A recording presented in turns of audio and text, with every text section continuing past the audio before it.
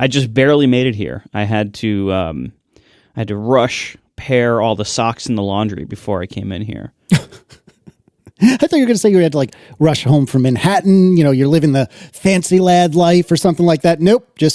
Matching socks. On the bed was a whole bunch of unsorted socks. And, you know, usually, as I've discussed on the show, my roles in the household are kitchen, dog, wires, and puke.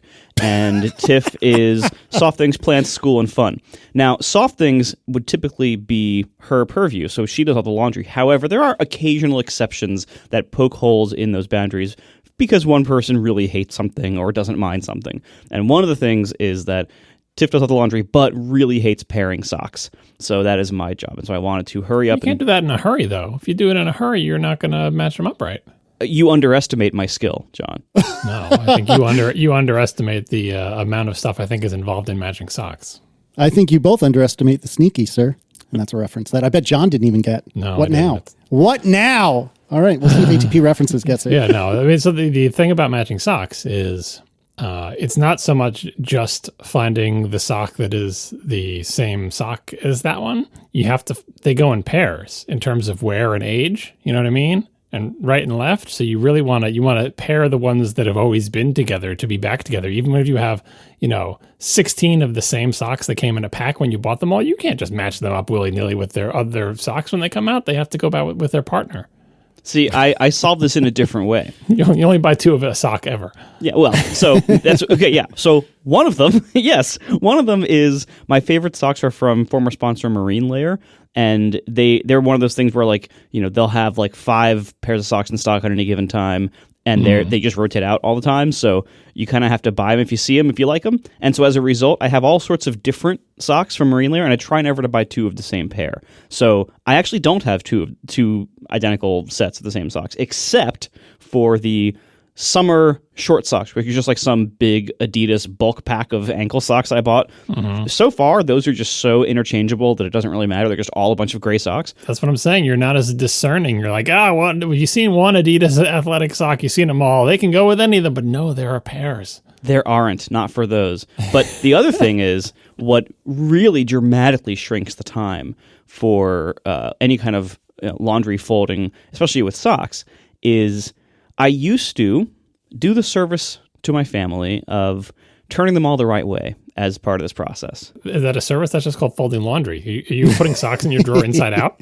Well, if you ball the socks up, it kind of doesn't matter whether they're inside out or not. And so I've decided that when I remove my clothing, not to get TMI listeners, but when I remove my clothing, I leave it in the laundry the right side in or out or whatever. So my laundry does not have to be turned back because I am conscientious on the way into the machine. So all my laundry comes out for the most part the right way. So my socks are all the right way. And the rest of my family's socks, I just fold them exactly the way they left them. That's spiteful. And B, if you put them into the washing machine inside out and they have crap on them, the crap is going to stay stuck inside the socks. Like if you get a bunch of little bits of leaf or wood chips or whatever stuck to the bottom of your sock and you take it off inside out and it goes in the washing machine, that stuff's not coming out. It's going to be right in there when you turn it the other way. So you're not even getting your stuff clean. My stuff goes in the correct way. Well, my stuff gets cleaned. Everyone should turn their clothes right side out before they put them in the hamper. I agree, but not everyone does. Well, see, one of the services you could provide by doing laundry is turn them right side out before you put them in the washing machine. Yes, that's what. Well, when I take my own clothes off and put them in the laundry, that's what I do. But the rest of my family, hey, they can do what they want to do. They're people. All right, it's America, man. All right, let's do some follow-up. I know everyone is waiting with bated breath to know how football went this past Sunday. The Giants lost, as they always do, but I'm happy to report that the system worked, and I was able to watch a game on Fox that was not in my local area, and it was pretty much flawless, and I'm very happy about that. So I know the two of you, especially Marco, the newfound football fan, were deeply concerned, and I'm happy to put your mind at rest. All worked according to plan. And to be clear, this is the VPN method, or is this some kind of weird cable home run thing? This is a combination of actually today's sponsor, Tailscale. It legitimately is using that. This isn't a clever plug for a sponsor. It really, truly is a legitimate, honest to goodness thing. But it's Tailscale, the Channels app, and TV Everywhere. A combination of those three things basically got me where I needed to be. So happy to report it did work. Now, moving on, it is the holiday season, and so we are going to talk more about Festivitas, which is Simon Stavring's, I think, hopefully, holiday light app. And one of us, I think it was John, I'm not 100% sure, probably John, was wondering, how does Simon figure out how to hang the lights on the dock? And I'm sorry, I should back up a half step. This is a thing, it's just for fun, and it's really cute, where you can put holiday lights on like your menu bar on your dock and whatnot. And John, I believe it was you wondering about how Simon figured out where to hang the lights, especially during like magnification and stuff. And I understand that you have answers for us. Yep. Simon wrote in to say Festivitas? Yeah. Festivitas, I think. Festivitas. Okay. Anyway, his app is not using a private API. It's using the accessibility API to read the frames of every tile in the dock. And based on those frames, create a CG path. This requires sandboxing to be disabled, so the Mac App Store is still a no-go. So this is one of the other unfortunate situations that I've talked about on the Mac before, where there's an API to do something. It's a public API, but it's old. Apple has deprecated it, and if you want to submit your app to the Mac App Store, you can't use this API. And believe it or not, the accessibility APIs on macOS fall into that category. So no, they're not private, as in, you're not supposed to use them, period, although you could. But no, this is a public API, but Apple says, yeah, you can't be on the Mac App Store if you use the accessibility APIs. And it's basically because they're old and their permission level is not granular enough. I mean, they're old and creaky APIs to begin with, so you don't really want to use them, but they do what you need them to do. But they're too powerful, essentially. Like if you get accessibility permission for your app in the Mac App Store, you could do all sorts of nefarious things. And Apple just says flat out, okay, well, unless you have one of these super secret private exceptions, quote unquote temporary exceptions, you can't do that. And I understand all of that, except I feel like, okay, but how many years into Mac OS 10 or whatever you want to call it do we need to be before a modernized version of the accessibility API comes along that you can use and ship in the Mac App Store? So anyway, there you go. Not technically a private API, but still something that keeps the app out of the Mac App Store. The sad story on the Mac continues. Truer words never spoken. So I have not tried this yet, but a handful of people have written in with regard to my forthcoming adventure in trying to figure out when my washing machine has finished washing. And a lot of people said, oh, you should use, a power outlet thing that'll read how much power the machines are using. And that's reasonable, although for personal reasons, like I don't love the idea of a big, appliance going through one of these little dinguses in the wall. And so I was thinking about using a vibration sensor to figure out when the washing machine or the dryer is completed. And a few people wrote in to say, another thing you can do potentially is use an accessibility feature called Recognize Sounds using iPhone. And what this does is your iPhone can continually listen for certain sounds, such as a doorbell, siren, or crying baby, and notify you when it recognizes these sounds. And there's a knowledge base article that we will put in the show notes. This all sounds well and good, and it very well may work. I had intended to try it before recording, and I apologize, I just didn't have the chance. But the real crux of the issue is that our laundry room is actually upstairs, which sounds kooky at first, but is really convenient because most of your laundry is generated, so to speak, or put in the hamper anyway, upstairs. Oh, yeah. That's the way to go if you can. Yeah, exactly. So it's one of those things where at first when we were looking at the house many, many years ago, we were like, what?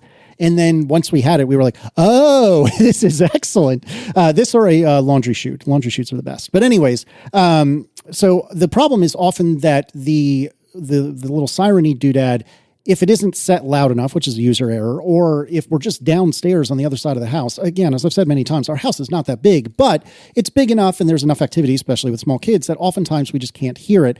And I'm skeptical that my phone would be able to hear it, but I am definitely going to give this a shot and see what happens. But we'll see. We have some interesting feedback from Ricky Haas.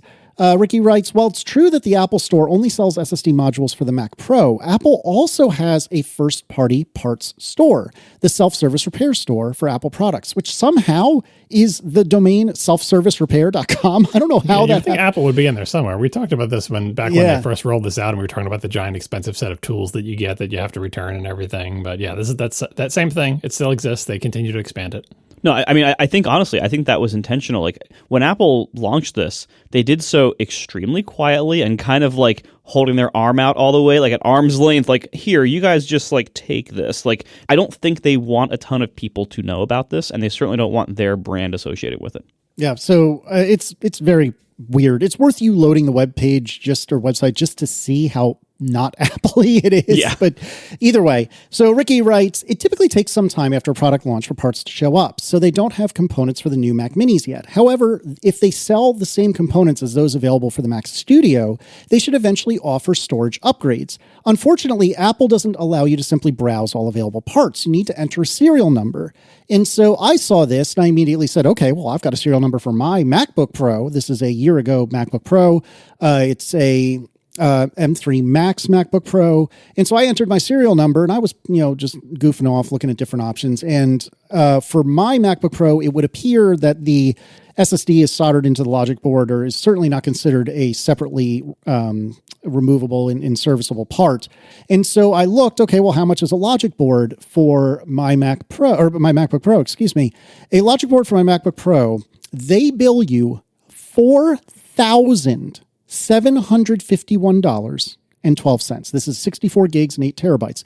$4,700. Now, wait, hold on. You did just gloss over those two numbers pretty quickly. Yeah, the 8 terabyte part. Well, it's fair. But still, I mean, the whole machine, I think, was like $5,000, $5,500 or something like that. Well, that 8 terabytes thing is made of tiny diamonds. I'm not sure if you know this. Apparently.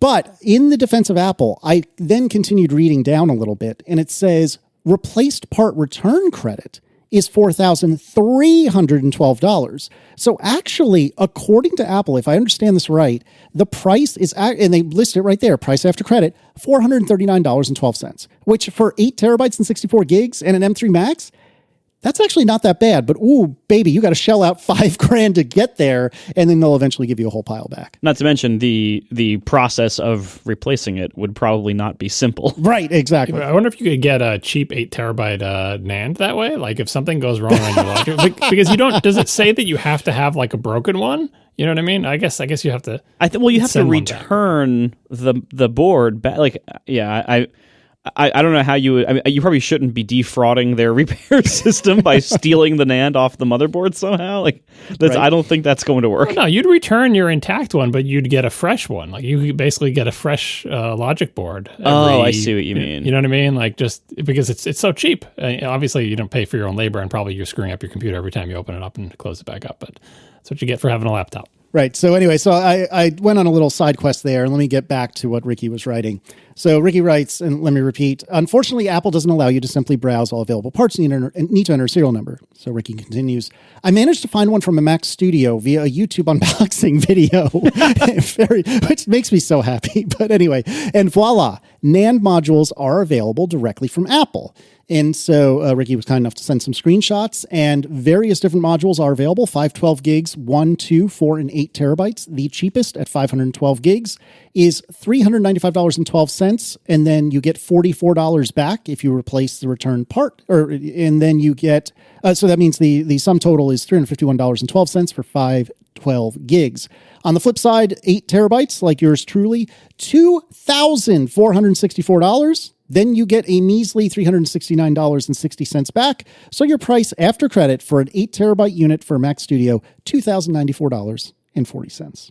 Yep, this is a profit center. I mean, look, this is like when you buy parts for an expensive car from the manufacturer. Like if you're gonna have like some kind of like high end sports car, if you want to go to the manufacturer to buy their brake pads, they're gonna cost a heck of a lot more than everyone else's brake pads. But that's kind of their privilege, and some of it is like, well, we have very high specs for our brake pads, but a lot of it is just their profit, right? That's the business model, and that's what this is too.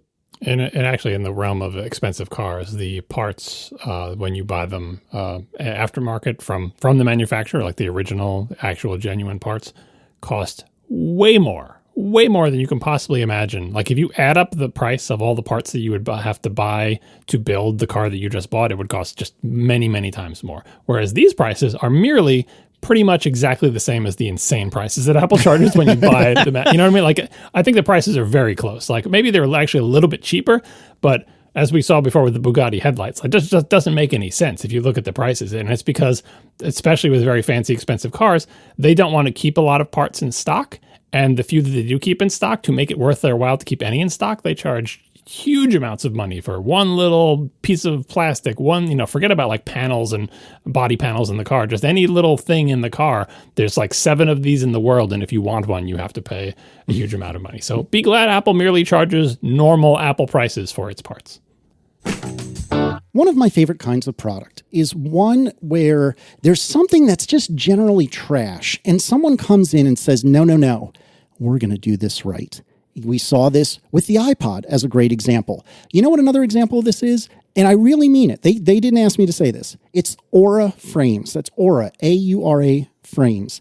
What these are a really great, well-designed version of those really chintzy photo frames we got like 5-10 years ago that would show digital photos. And they were all trash back then, right?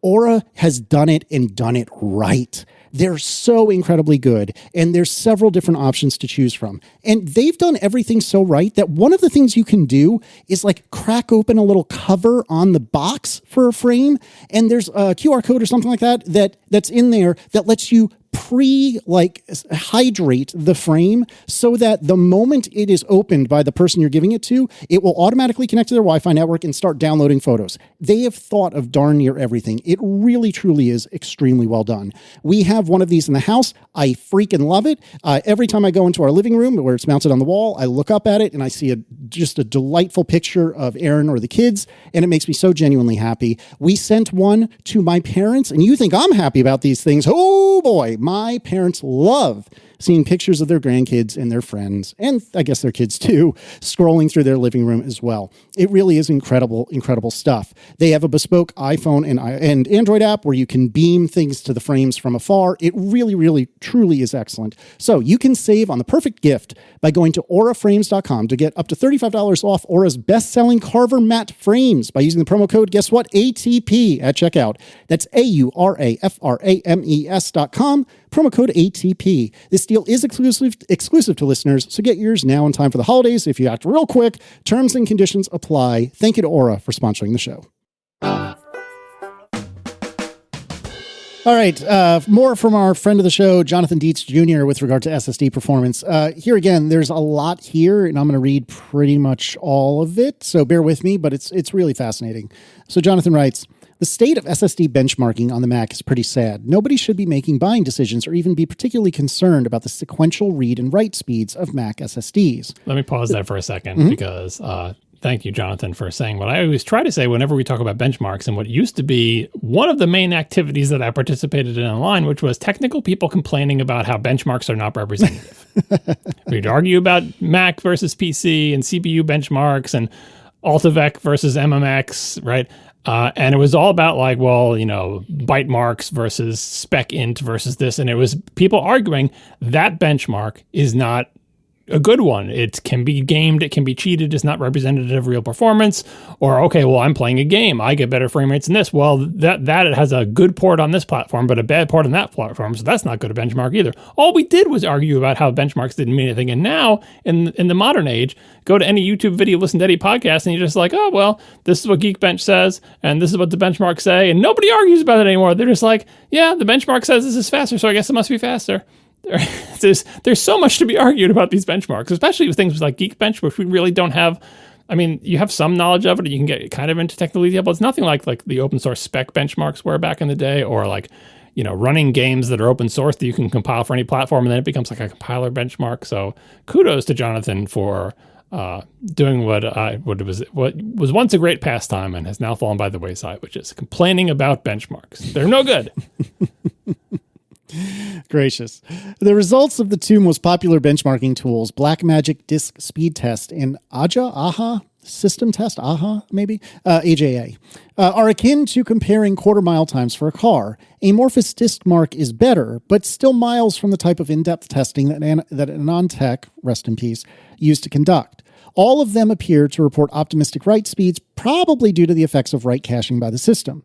Perhaps the biggest problem with these numbers, though, is the inability to identify the actual hardware being tested. Knowing the specific Mac model and disk size being tested is the bare minimum for making these results comparable.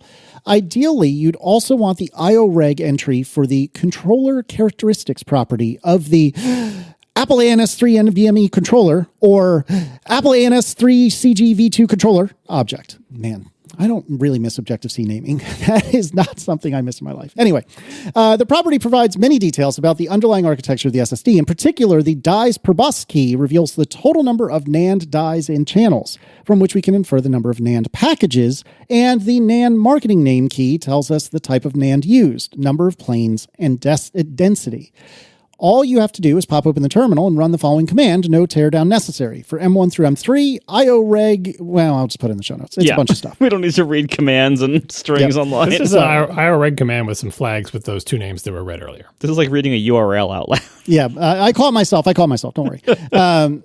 So anyways, Jonathan continues, the only thing that people should be concerned about storage-wise when buying a Mac is selecting the right size SSD for their needs. In most cases, selecting the next higher capacity drive will double the endurance and improve performance, but there's no underlying problem with the speed or endurance of any of the SSDs found in any of the M series Macs at any capacity. However, if you fill the drive, performance can be severely impacted, so you really do want to avoid that. For those planning on using their Mac for 8 or more years, as I generally do, 256 gigs may become a pain point even for casual users. Fortunately, Apple will likely transition to 1 terabit NAND dies as soon as next year, and the 256 gig capacity will go the way of the Dodo, just like the 8 gig as the entry-level RAM level did as well. Hallelujah. We can't wait for that to happen. Although I still feel like a 512 might be small, but I think this is rings true to me in all of our, over a decade now doing this show or whatever. You don't hear a lot about people's SSDs going bad. I mean, they do. It does happen. Everything goes bad. Everything fails. But Apple has not historically had, as far as I know, any Macs that especially in the ARM Mac era, any Apple Silicon Macs where the SSD was like really bad. I remember there was a big kerfuffle that we talked about on the show back when I think the M1s were first out, when they were like, oh, you buy it with too little RAM and it's swapping to it. And there was something that tried to show how much life is left on how much endurance is left on the flash memory based on how many writes it's getting. And some tools reporting really huge numbers. And like, at this rate, your SSD will be dead in a year and a half. And that turned out mostly, I think, to be a problem with the tool reporting bad numbers and a problem with interpreting the numbers it did return. And in the end, people with M1 Macs didn't all have their SSDs fail after the first year, right? I mean, we're still using one right now, and it's fine. But I also agree that one of the things, macOS doesn't like this, and add to the pile now, NAND flash drives don't like this. Don't get close to the disk storage limit. Bad things happen. Bad, upsetting, terrible things happen. The operating system doesn't like it. The flash memory doesn't like it. You're just asking for trouble, which is why it really is important to get as big as an SSD as you can, or be very studious about getting stuff off of that SSD, because unfortunately, macOS is not great about helping you when you start pressing up against your disk limit. It will just sort of like complain feebly for a few seconds until it's too late and then just keel over, and it'll be a sad situation. So we got some repeated news, as it turns out, over the last 24-ish hours. M4 Extreme's chip, or the M4 Extreme chip, is unlikely after Apple, quote-unquote, cancels the high-performance chip. Reading from Mac Rumors, who is in turn quoting from The Information, Apple is working on AI chip with Broadcom, is the title, the headline of the post on The Information. Apple Silicon design team in Israel is leading development of the AI chip. That team was instrumental in designing the processors Apple introduced in 2020 to replace Intel chips in Macs. Apple this past summer canceled the development of a high-performance chip for Macs consisting of 4 smaller chips stitched together to free up some of its engineers in Israel to work on the AI chip, one of the people said, highlighting the company's shifting priorities. To make the chip, Apple is planning to use one of TSMC's most advanced manufacturing processes, known as N3P. Apple plans to manufacture at least one of its iPhone chips next year using N3P. The other upcoming AI chips designed by OpenAI and NVIDIA are expected to use the process as well to improve performance. For its AI chip, Apple plans to utilize a chiplet design that AMD pioneered more than a decade ago. Rather than build a single chip with sections for different functions, Apple will break up the chip and functions into smaller pieces or chiplets and then stitch them back together as one. The design reduces the chip's manufacturing complexity and potential for defects. So this was kind of, I don't know if this is a separate story or just confirmation of the vague rumor we got, I think, multiple years ago, which was, I think this was back when the M1 Extreme, the big M1, the quad M1 chip was canceled. And that was just an anonymous tip from, I don't even remember the sourcing, but it wasn't any particularly reliable source, but just something we were told. And it was, hey, if you're waiting for something on that size, the earliest it could possibly appear is the M7. And that was back when I think the M2 was just on the horizon or coming out. So M7, no chance of any chip like that until the M7, given the lead times. To jump in really quickly, that, I believe, the original source of that was actually Upgrade, if I'm not mistaken, because someone had anonymously written into Upgrade, and because this was covered in Gruber's coverage of all this, he reminded me of, in his post, it reminded me of the feedback that Upgrade got, wherein someone allegedly with inside knowledge said, hey, this isn't going to happen until the M7 at the earliest. Yeah, and I'm thinking maybe this team in Israel was the team working on the M7 thing, and then they just got pulled off. So, and now here's the thing.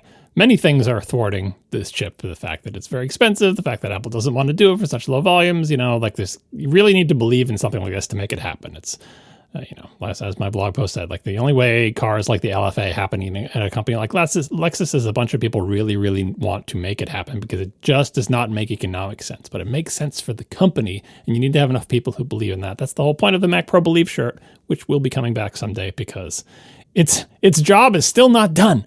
The Mac Pro Believe shirt will be back next year at WWDC.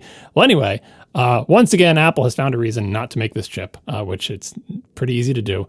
And in this case, it makes some sense. Like, obviously, Apple, AI is a big thing. Apple doesn't want to just pay Amazon to use all of its chips. Although Apple recently, I think someone from Apple spoke at like the AWS reInvent to talk about how they're using all of Amazon's AI training chips and they're loving it and blah, blah, blah, right? So, Apple's doing what it has to do. But we also know from past stories we've discussed in the show that Apple has its own Apple Silicon and its own data centers running its own AI workloads with the private cloud computing thing that they made, supposedly a bunch of M2 Ultras, so on and so forth. Makes perfect sense that Apple would decide and to use its own silicon in its data center to run AI workloads. The M2 Ultra is not a chip that was really designed for that. It's designed to be in Macs.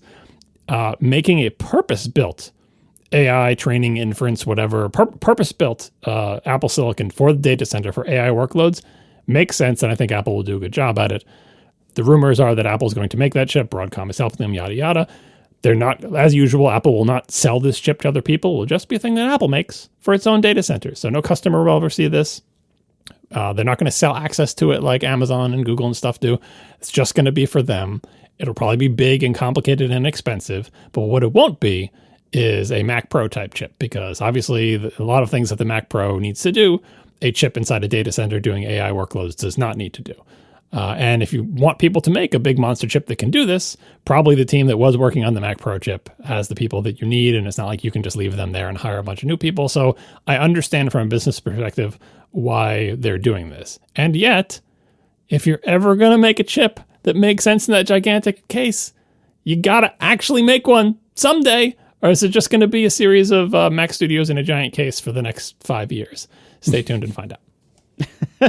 I mean, they're also, in all fairness to them, this might not be purely economic. This might also be, maybe they made these prototypes and they weren't as good as they thought. Because if you look at the Ultra chip, which is the two Maxes, talking to each other over the silicon interposer, it does not scale perfectly in all useful ways. There is some degree of overhead. The scaling is not complete. You don't get 2x of everything when you do that. You get close to 2x in certain ways, but sometimes more like 1.5x in other ways. So obviously they're not actually achieving perfect scaling. There's other bottlenecks somewhere or the limitations. Maybe when they tried a 4x design, it just wasn't worth it, because maybe a 4x design, rather than reaching 4x performance, maybe it only reached 2.5x performance or something like that. Like maybe it just wasn't technically compelling. And, would you pay 4 times as much or, whatever? I'm sure the cost would be absurdly more expensive. Would you pay that much for, quote, only 2 or 3 times the performance? Maybe not. And maybe they decided the better way to go was maybe to wait for something like a chiplet design where they could do things like the parts that scale well, offer more of those, like the GPU cores maybe, and maybe not duplicate the entire chip design in all the other ways in order to achieve more GPU cores. Because when you look at CPU performance, we're pretty... the CPU performance, I think, is probably what scales the worst as you add more cores here because of various limits and stuff. what the Mac Pro needs to be more competitive with its previous market as well as the current market. What it needs is more neural engine cores and or more GPU cores for certain configurations. So if they're moving to a system of chiplets, which sounds very promising, where they're able to isolate these components a bit more and to be able to, say, make a chip that keeps the same CPU core count as an Ultra, but gives you twice the GPU core count, for instance, and to make that somewhat economically, it's all relative, of course, but somewhat economically, that would be more compelling than if you doubled everything and didn't quite get all of that performance. So anyway, I'm guessing the reason they canned the first quad was not purely economic. I'm guessing the reason it hasn't come back is also not purely economic. And if they are going to bring something like that to market, I bet it's going to take a very different strategy than just give us two Ultras glued together. I think it'll be more customized. I was talking to Gruber about this. I'm way behind on Twitter, or not Twitter, sorry. I'm way behind on Mastodon for reasons we'll get into in a little bit. But I was talking to Gruber about this, but I didn't read his article about it. But anyway, one of the things I was saying was that, and we've discussed it in past episodes, I wish I could see what the M4 Max die looks like, because if it doesn't have an interposer, that means they're not going to stick two of them together to make an Ultra. The nonlinear scaling of the Ultras versus the Maxes has been a problem. I think the M1 Ultra was the one that had really bad GPU scaling. Like the GPU was the one thing that should scale close to linearly, and it wasn't because of interconnect issues. So what I've always been hoping was that the M3 or M4 Ultra will not be two Maxes stuck together, but instead will be a dedicated custom chip that just has more stuff in the right things. Single die, single massive, super expensive die, but not two Maxes stuck together. Because the two Maxes stuck together approach made some sense economically and it was worth a try, but I think with two tries at it with the M1 and M2 Ultra, it's a little bit wasteful. It doesn't have the greatest performance benefits. And that's not always the worst thing though, by the way, because when you're shopping for high-end stuff, very often you are paying much, much more for just a little bit more performance. That's why it's so important to essentially make the fastest whatever that you can make, because you can say, well, look, it is 5 times more expensive for only 2 times the speed, but is literally the fastest thing that you can get. So if you want to spend money and get the fastest thing, if that makes a difference to your business or to your job or whatever, that you just want the fastest, you don't care that the price doesn't scale linearly with performance. You just want the fastest. But you do want something that, performs as good as possible. And part of that is not wasting performance and money on overhead that's not giving you better performance. So, one of the things I was hoping before reading the story was that the M4 Ultra would appear and it would not be two M4 Maxes stuck together, but it would be its own dedicated chip and it would be really powerful. And then the Extreme would be 2 of those stuck together. You know what I mean? And so that they could design them in that way so that gives you a more economical Extreme, because you're just taking 2 Ultras, but the 2 Ultras have their parts arranged such that it makes a little bit more sense to put them together. And the chiplet design, once you get to a certain size, like the Ultra with the interposer, that's basically pushing the limit. We talked about this before, the reticle limit. Like how big can you even make things? Not just economically, but practically speaking at Physically. all. So everyone's doing a chiplet type design. We keep referring to it as the quad because we're basically trying to say something twice as big as an Ultra, but it doesn't mean 4 of anything. It just means count up all the stuff, count up all the transistors, all the die area, something that is twice as big as an Ultra. And that's when we're doing all the back of the envelope math, like how many GPU cores and what it would be competitive with, assuming the GPU scales close to linearly. So I'm not holding out for 4 of anything stuck together. I just want something that is roughly sized like 4 of those things with a much better arrangement of parts, less used on overhead. I don't need 4 copies of the Thunderbolt controllers. I don't need 4 different media encoders and only one of which is used at a time.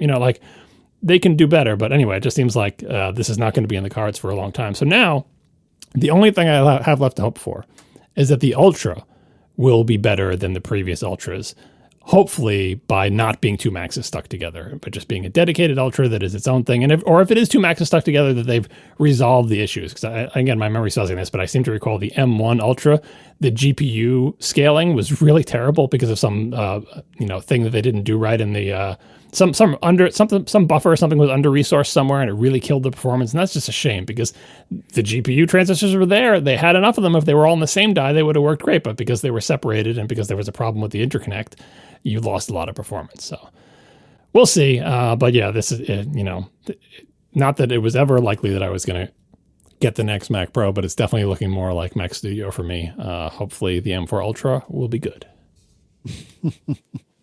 It'll be weird for you not to have a Mac Pro. I mean, I don't think it's unreasonable for the record, but it'll be weird. I mean, I probably will just keep it here. Because You? the studio, No. it can continue to be here like a piece of furniture, and the studio will just be on the desk. It's so small. It doesn't take up any room. I mean, if you get a second one, you could make them into a desk. Just take, those are the two legs. Get a tabletop or a door, and just stick it my across word. the top, Yeah, and there you go. that'd be amazing. Desk. That's what people do with the old cheese graters, but they're a little low, and I would never do that to this beautiful computer. Those are better for benches. Yeah. We are sponsored this episode by Delete Me. Now, it's really fast and easy, to a creepy and scary level, to just do a quick web search and find your personal information out there on the web.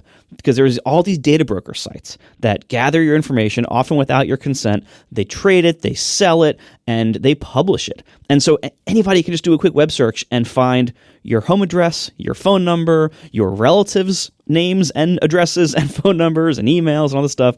And this is both creepy and even could be used to scam people and do other bad stuff. So this is not great. Delete Me is a service that removes your personal information from hundreds of data broker websites. So it gets much harder to find your info out there. They go in there and get your details removed. They do the hard work for you, ensuring that your family's information is much more private.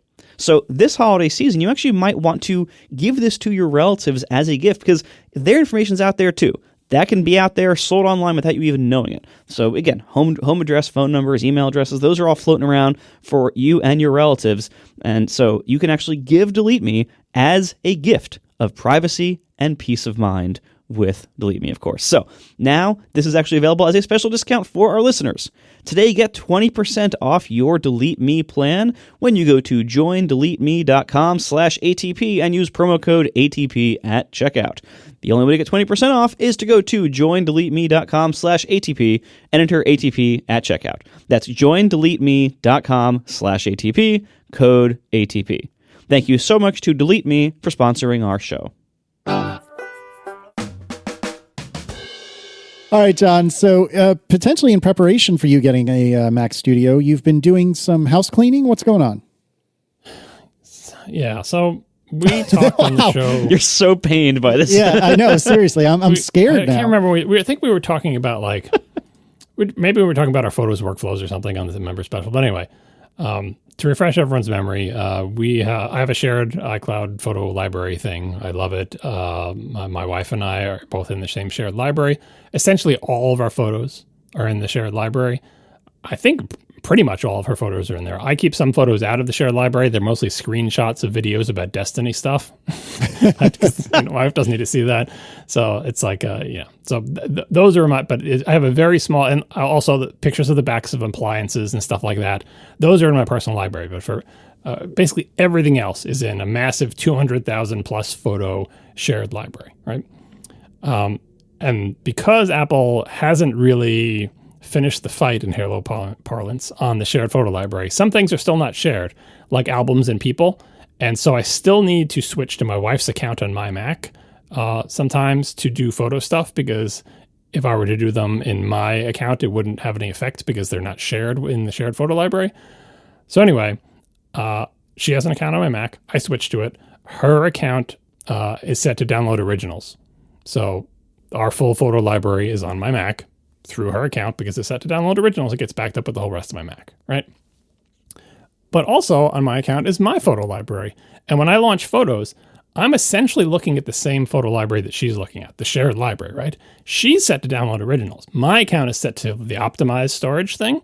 But practically speaking, there's 200,000 photos. And when you go to her account, you can see those 200,000 photos. When you go to my account, you can see those 200,000 photos. And somebody wrote in a while back, and I think we talked about it on SKTP or something, asking, does macOS does Photos do anything smart with the fact that it's the same shared library and two accounts on the same Mac? Or if I set my account to download originals, would it download 2 complete copies of my library? And I told this person, I think it will download 2 complete copies of your library, and it's incredibly wasteful that it does that, but that's a pretty tricky scenario, right? Anyway, we had that discussion a while back, but it had been sticking in my mind going, I wonder, especially as my disk fills and I get close to my storage limit, and I'm always like fighting against that, how much space am I wasting on my Mac by having the same photo library as hers downloading originals and mine not? But like, how much stuff is it downloaded? So, I've got Pearl. I can find the answer to this question. Oh my word! Of course you turn to Pearl. Why wouldn't you just use Finder? But no, Pearl exists, so I'll use Pearl. Well, I can't use Finder because it's in her account. Why not use PHP? I mean, you now know that. Gouge my eyes out.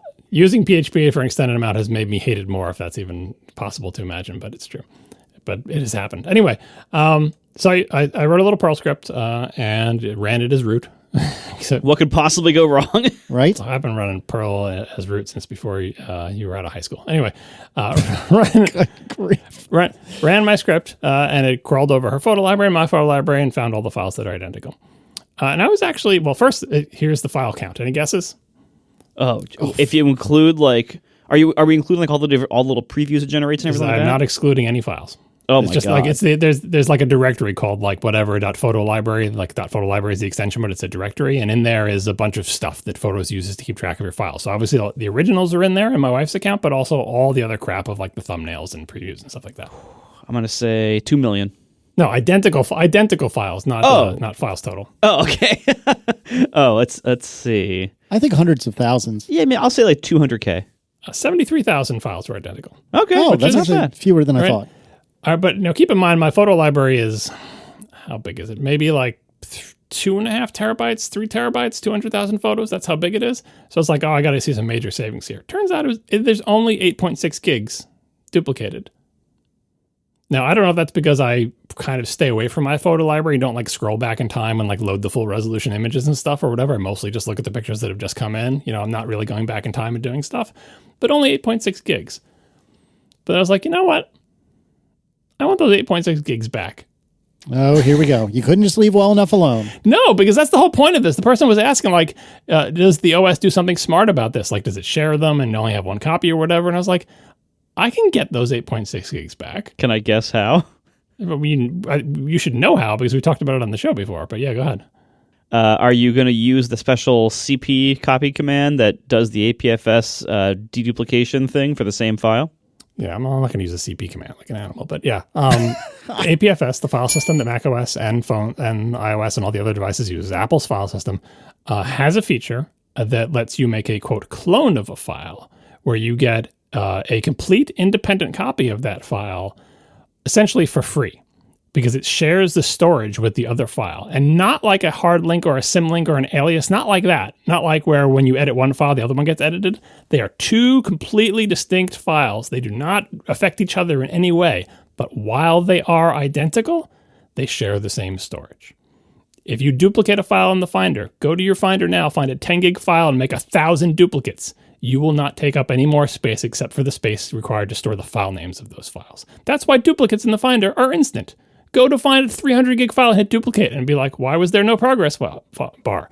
You know why? Because it's just cloning the file. It's saying, those blocks on disk, now there's another way to get at them. And again, it doesn't tie them together like a symlink or an alias or a hard link. They're not linked in a way when you edit one file, it will edit all the other copies. They're completely independent. They will diverge as you edit them. It's the magic of copy on write. It's one of the advantages of having a modern file system.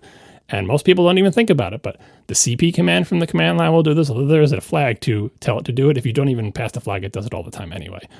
The Finder will do it when you duplicate. That's why your file copies are instant. I do it all the time for podcast recordings. When I record a podcast, whatever folder it ended up in, Audio Hijack for this show or whatever, I copy it into a like separate folder, which is just like all the shows I've recorded, like from going back in time.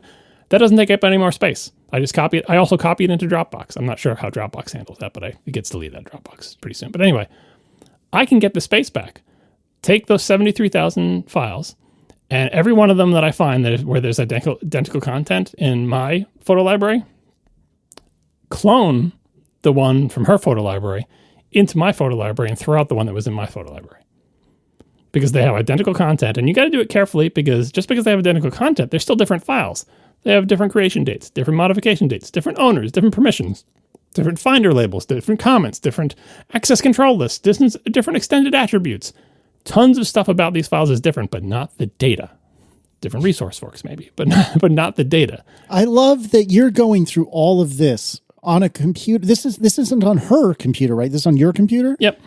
Why you could put another friggin' hard drive in your machine. Why are you going through all this pain? Well, it's not pain. The first Perl script to find out how many files were the same, real quick, like, 10 minutes, right? I mean, I think it's overkill, but I'm behind it in principle. But doing this, swapping in place within the photos library, mega air quotes database, woof. Oh, no, yeah, thank so you. that's one of the things is like, okay, well, how can I do this in a way where I feel like I'm not hosing myself, right? Aside from just being a good, careful programmer with experience with Perl. One of the ways I decided to tackle this was I will choose her library as the source and mine as the target. So I will only read from hers and only write to mine, because hers is like the canonical good one where it's downloaded originals, blah, blah, blah, and mine is not. Worst case scenario, I just delete my photo library and iCloud it, because there's so little that's actually in my photo library proper. It's all in the shared library, right? So that's what I did. I used hers as the source, mine as the destination to copy the files. I did it in a couple of different steps. One is I needed to be able to find out if the files were already clones of each other. I forgot to mention this, but I did that as part of the Perl script. I couldn't find a good way to do that, except I eventually found someone on GitHub who had a tool that did a best effort at it. And as far as I could tell, it worked. I did a bunch of test cases. It always got the right answer. It essentially walks the entire extents tree for each of the files and sees if they're identical, which is... It's not great, but it's the only way that you can do it. There's a bunch of little flags and stuff about, there's even one called may share content or may share blocks. Like may, well, that's not really helpful to me. I need to know if they do share blocks, right?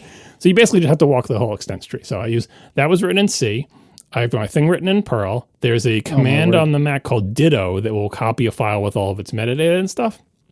And then I wrote in Swift a thing to do the extended attributes, creation dates, blah, blah, blah. Some things you can't restore because I think there's a thing called like an access time or attribute modification time that you can't actually update. Like it gets updated by the file system and you have no way to, there's no APIs for updating it, but I don't think anything really uses that. So anyway, I was comfortable that it would be, say, if I did a test on one or two files, I looked at before and afters, I examined them with every tool I had and said the before and the after file really do look identical in every way that I can determine that I care about. And so I just ran it. I got 8.6 gigs back. I'm so happy for you. And then I thought, free disk space. Oh, no. Oh, no. Oh, no. Free disk space. Oh, no, John. John. I did. My computer has not lost anything. Obviously, there are fewer redundant copies of bits on the SSD, but I'm not relying on the redundancy of the bits on my SSD to save those things. That's what backups are for. Oh, God. RAID is not a backup. Neither is having multiple copies. But anyway, free disk space. That's like free opium. Like, what could possibly go wrong? Free real estate. I'm not doing free opium. Free real estate. Free disk real estate. I thought to myself, most people don't know about this APFS cloning thing. It's too nerdy. But everyone likes free disk space. Right? Like literally free. And if you go to the Mac App Store, you'll find tons of file deduplicators that will find duplicate files, but it wants you to delete the other ones. Like they all offer I know we'll delete them. I'll save the newest one. We'll save this, but no, cloning doesn't make you make that choice. You don't lose any files. All the files stay exactly the way they were. John, are you about to launch an app? Don't do this. Don't do this to yourself. The support burden will be terrible. You can have all sorts of creepy marketing about it. Like you can get free resources from your computer. Just give me $40. Yeah, but it's a technical ability that people aren't leveraging on their own because it's too onerous to do it. Like you can't. I wouldn't find 73,000 files by myself. So anyway, I thought this would be a good idea for a Mac app. Oh no, John. Oh, so no. I wrote it. Oh my God. Are you launching it right now? No. Well, here. So because I've written the Perl scripts. I'm like, this couldn't be that hard to make as a Mac app. Don't use the Perl scripts in the app, for God's sake. he absolutely come on. will. The whole point of making it as an app is no more Perl scripts. Real honest to goodness app. I made, because I like doing Mac development and my apps are essentially feature complete, although I do have a couple ideas for one of them. But anyway, it was exciting to start a new app. I made a Swift UI lifecycle app, started from scratch, wrote it up. I did the programmer's UI that you're all familiar with, which is a giant window with a bunch of text and buttons on it, with no UI and no styling, just text buttons and rapidly changing numbers, right? Nice. Love it. Love the programmer UI. And yeah, no, it worked. And while I was doing this, I was like, someone already wrote this program, and I should just like stop what I'm doing and use theirs. Eventually, I remembered someone did write the program. We talked about it on the show. I feel like Casey now. We talked about it on the show. I already had it installed in my applications folder. It was a pay app that I bought years ago. It already exists. So I will put a link in the show notes. It's called Disc Dedupe by Frank Schroeder. I'm not sure how many years old it is, but it does exactly what my app is trying to do. It's not the most polished app in the world, but it's been developed for a little while. It's on like version 1.3 or something. It's available on the Mac App Store. You can get it right now if you feel like it. But I'm still making my app. Other people made podcast players too, but Mark didn't stop Marco. Yeah, that's He true. still made Overcast. And the reason I'm making the app just because I like doing Mac development. It's fun. And I think there is a place in the market for a slightly more polished version of this. But I'm doing it for a couple other reasons as well. One is after I'd gotten like 1,000 lines into this app, and it was basically working, but with an ugly UI, I thought, let me not make the same mistake that everyone else always makes. I should turn on Swift 6 language mode. Because I hadn't at that point. And so that, burned a day. But still, you do it when there's 1,000 lines. It's better than doing it when there's 100,000, right? Fair. And there's a lot I don't know about concurrency, but I figured it out. All right. The other thing I'm concerned about is this is an incredibly dangerous app. Like if I'm not careful, right? It essentially deletes and then reincarnates arbitrary files that it knows nothing about.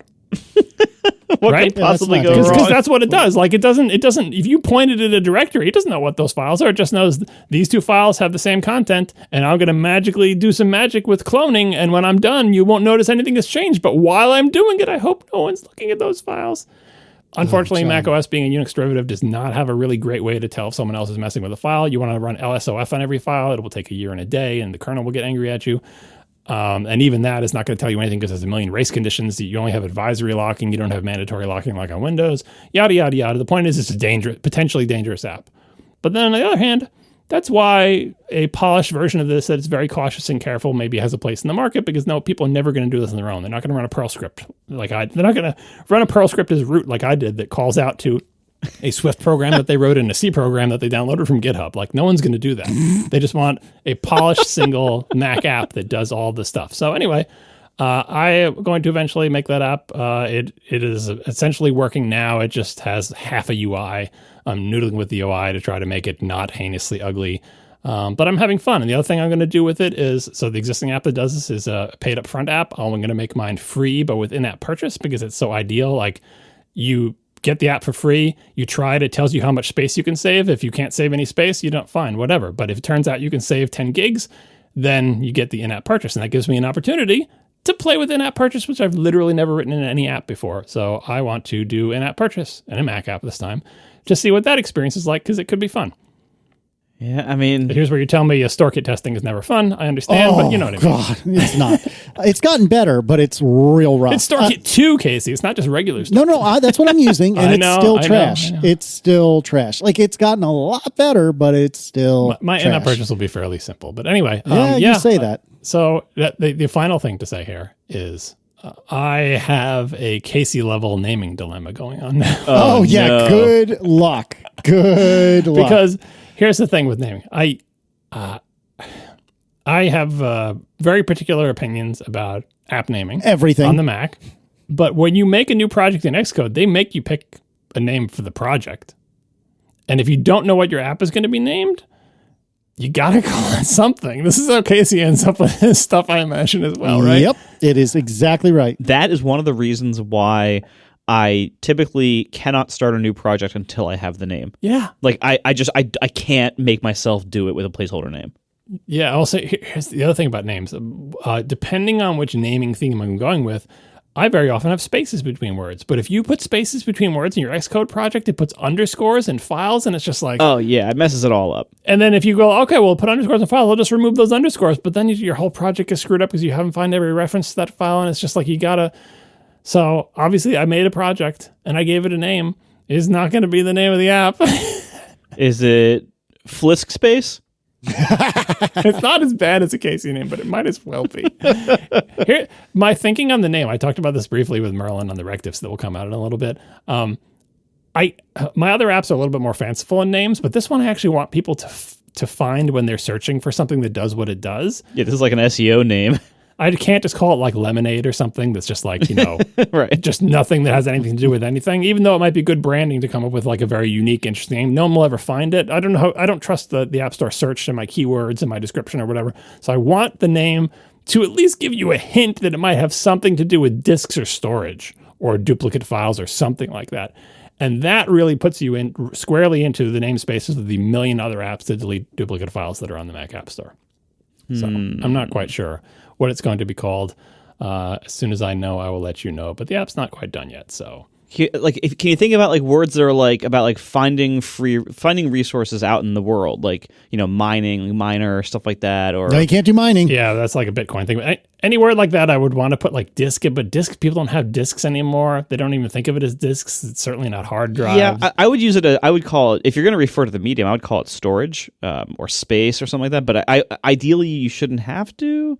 But I don't know. Yeah, that's a tough one. Any guesses at what my working title is? What the name of the Xcode project is? Oh no, I don't want to guess, but I think it's got to have been overdone a trillion times. But the obvious answer for this is Highlander, because there can be only one. Yeah, there already is an app called Highlander, obviously. One of the names I came up with, obviously it's not a real name that I would use for reasons that you'll understand in a second, Super De-Duper. Wow. That's pretty good, actually. Because Dave Nanyan would come to my house and beat me up. Yes, but it's still pretty good, though. That's called Trade Dress. If I try to name my app after a well-known, beloved, multi-decade-old, which is also about storage. Yeah, which is also Super Duper, I guess people don't know, is the Mac cloning app that I, in fact, use to clone my hard drive. So Super Duper. There's also Carbon Copy Cloner. But anyway, Super De-Duper would be a great name if we were the same company, but we're not. How about Canonical? It's a terrible name, but it's kind of... Isn't that a whole software company? Yeah, people aren't going to guess that that's a disk. I might have to give up on the people can guess that it's a disk thing. Yeah, I don't know. That's tough. I mean, naming anything these days, anything in tech is a very crowded market these days. And naming something that solves a common problem that has existed for a very long time, like freeing up disk space on your computer, that's going to be extra difficult because there's going to be so many. Space Doubler. Oh, wait. Yeah, you guys don't remember Space Doubler, but it was the name of a classic macOS utility. Didn't do this, but it was another thing that, I think it was like a compression, on-the-fly compression thing. The funny, Stacker is one of those too. And the funny thing is that name actually kind of makes sense here. Yeah. That's Real-time follow-up. I knew I recognized Canonical from somewhere. They're the people who do Ubuntu. Yeah. I can't believe I didn't realize that immediately. But okay. Well, that's out why then. I knew it. So anyway, a few more things. Like now that I have this program up and running, it's obviously a two-phase thing. One where you scan, where it tells you how many duplicates are found, and two is where you consolidate them. And so I've been doing a lot of scanning, especially when developing the app. I pointed it at my documents folder. Believe it or not, only 14,000 documents, but 12 gigs. More duplicates in my own documents folder, my own documents folder only, than there was when I was cross-comparing the two photo libraries that ostensibly are both looking at the shared library. 12 gigs in my documents library. Dropbox, I'm probably just going to literally forbid in my app you ever pointing it at Google Drive, Dropbox, or anything, because I have no freaking idea what Dropbox will do when I yank the file out from under it and replace it with a clone. Yep. I'm just going to be like, nope. Not anything that's running on a file provider type API thing like Google Drive, OneDrive. My app is just going to flat out refuse to do, just for safety reasons, probably. Yep. But anyway, I got a gig, 626 files in Dropbox. My home/library folder, which I will also forbid for what I hope are obvious reasons. Stuff that's in your library is like stuff that other apps are using that you have no idea when they're touching it. Right, things that are being touched by the CF-Prefs daemon, containers, sandbox containers, whatever. 15 gigs in my library folder. 15 gigs of duplications. So that's the type of situation where you shouldn't run it, but I might run my Perl script on it. John, I am in full support of you doing this for yourself. I am at best half-hearted support in you selling this as a product, because I feel like the support burden would just be awful. It will be ruinous. And then you're going to not do a bunch of work for ATP that I've been happy for you to have been doing recently. That's the whole point of this program, is like the one I said, the disk dedupe thing or whatever, that has been on the Mac App Store. It doesn't really have any guardrails. It will just do what you tell it to do for the most part, right? And I don't think it's a very popular program, and I haven't really heard about it, despite the fact that I apparently bought it years ago. Even I didn't use it that often. I want to make something that's more polished, that has enough guardrails that it will prevent you from really hosing yourself, right? Like really cautious in what it does, just totally refusing to do anything that it knows is potentially dangerous. And it's, in terms of support burden, like, we'll see. It could be like, this is one of the things that was preventing me from doing, is like, oh, you're just making an app for people to host themselves. And now they're going to be angry and you're not going to get 1-star reviews or whatever. But, yep. But this app is already on the Mac App Store. It's got great reviews. It has no guardrails. People love it. So maybe like people those apps find their audience. So we'll see. I mean, look, I am an expert in bad ideas. And I don't think this is not jumping out at me as a bad idea. So I think that you might be onto something here. This might be a good thing for you to do. It is a risk. I think, like any new app, it will be way more time-consuming than you think it will. The support burden will be larger than you expect and predict, and it will be difficult to market it, even though you have one of the best marketing channels in the indie Apple scene by your existing presence in the internet and on this podcast, on your blog, and everything else. But I think you could do it, and I think you could do a good job of it, and some people would buy it. I don't know how the heck you're going to price it. I don't know anything about this market, but I think you can make it happen. Here's the thing. Any competent, experienced Mac developer could bang this out between the time this podcast is released and anyone who's good at Mac development could do this so much faster than I will. Part of the reason I'm doing it is because I enjoy Mac development. It's just a thing I discovered from my other two apps. I just enjoy doing it, period. And I'll learn a lot one of the things I enjoy is learning stuff. But I am by no means an experienced Mac developer. I am stumbling my way through this, so it's going to take me a long time. Anybody good, like one of the many good Mac developers that are out there that make these things, Guy Rambo probably made this app already while we've been discussing on that. You know what I mean? And they'll do a better job than me too. But maybe they're not interested in that market. Maybe they know that this is a dangerous tool for it to be. I just don't understand why more people haven't made. This is probably not the only one. The one I found that there's probably other apps that also do this. When we discussed it on the show, I think I probably said someone should totally make an app like that, and then someone said, "Here's this app," and then I bought it. And so this is not a new idea. I just think this is an idea that more people should be implementing. And if people aren't going to do it, then I will do it. And again, even if they do it, I'm still going to do it anyway because I'm having fun. And if it turns out to be a disaster, I just pull the app from the store. To be absolutely clear, as your friend, I'm nervous for you and I don't love it. As your co-host, oh, hell yes, because we will get so much good stuff out of it. You say that until I want both of you to run it for the show. Okay, maybe not. I'll give you the source code. You can look at it. You can step through it in the debugger to see that it's not really doing anything terrible. Oh, my gosh. I'm certainly stepping through in the debugger. I mean, I think there is, honestly, there is a lot to be said for taking something that, anybody, any programmer can write a script to do this in a couple hours at most. And, there is something to be said for wrapping that idea and functionality in a really nice app. Yeah. And there is a market for that. And honestly, there's a lot when you look at iOS, because it is so big, it's the entire world is iOS. And as a result, it is hyper competitive. Every dollar is squeezed out of everything. You can't get an iota of attention on iOS without paying for it, and you're going to be competing with everyone else who's paying for it with all the money they're making from their scam subscriptions and all that other crap that goes on iOS. It's a brutal market on iOS, big but brutal. And you can't do apps like this on iOS at all, anyway. True, but the dynamics of the market on iOS are just cutthroat and brutal, and it's hard to do something nice there as an indie. It really is hard.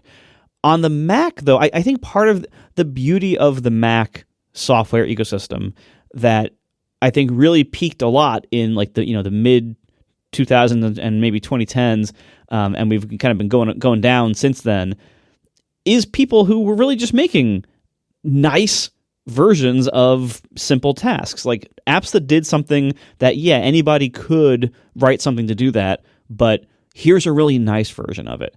And it's $20 or whatever, or $40. Like, that was a huge part of the Mac indie software scene, and that's that's part of what drew a lot of us to the Mac in that time span.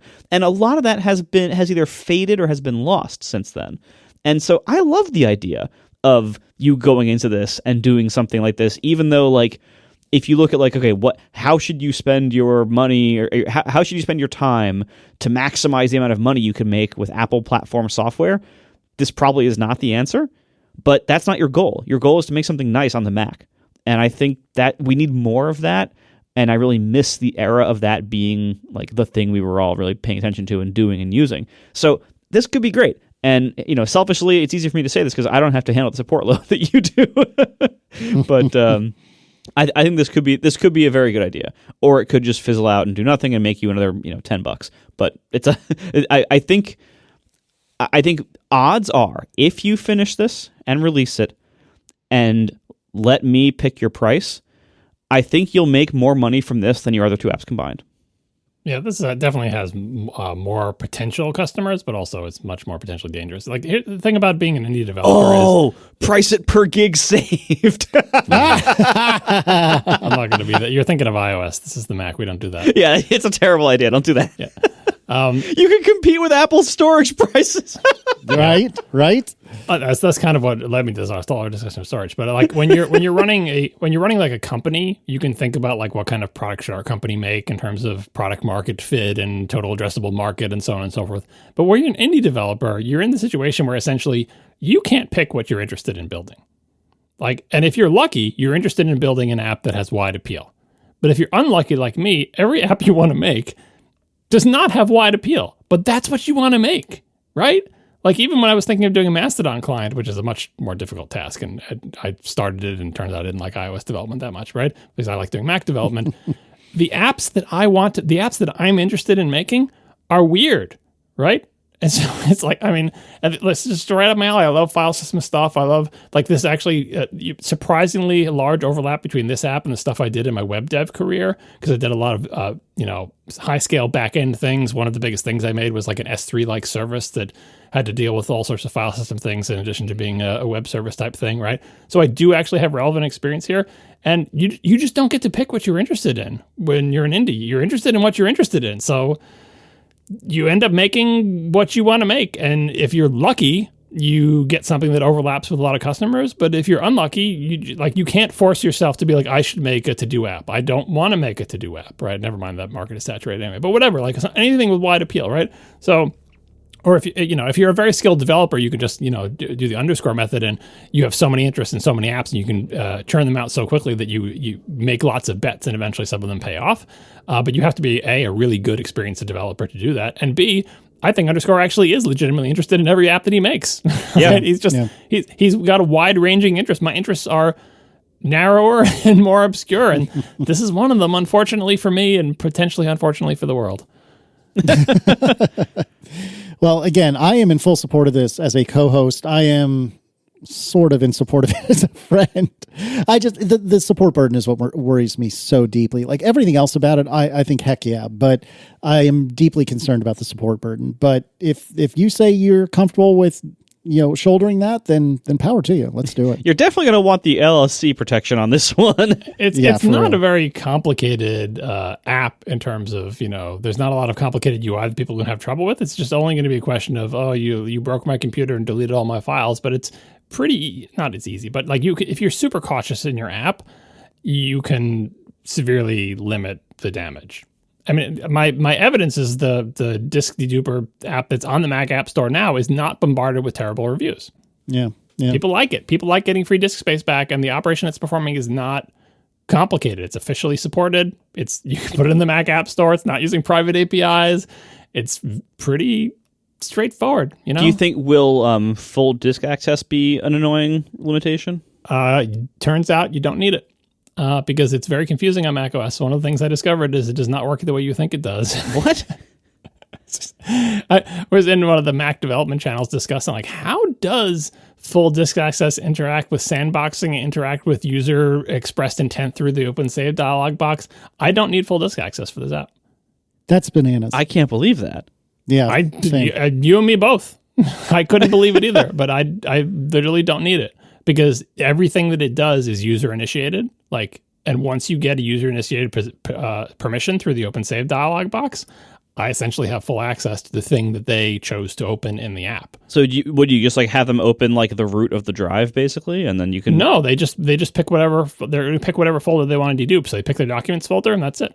But what if they want to dedupe everything, their whole system?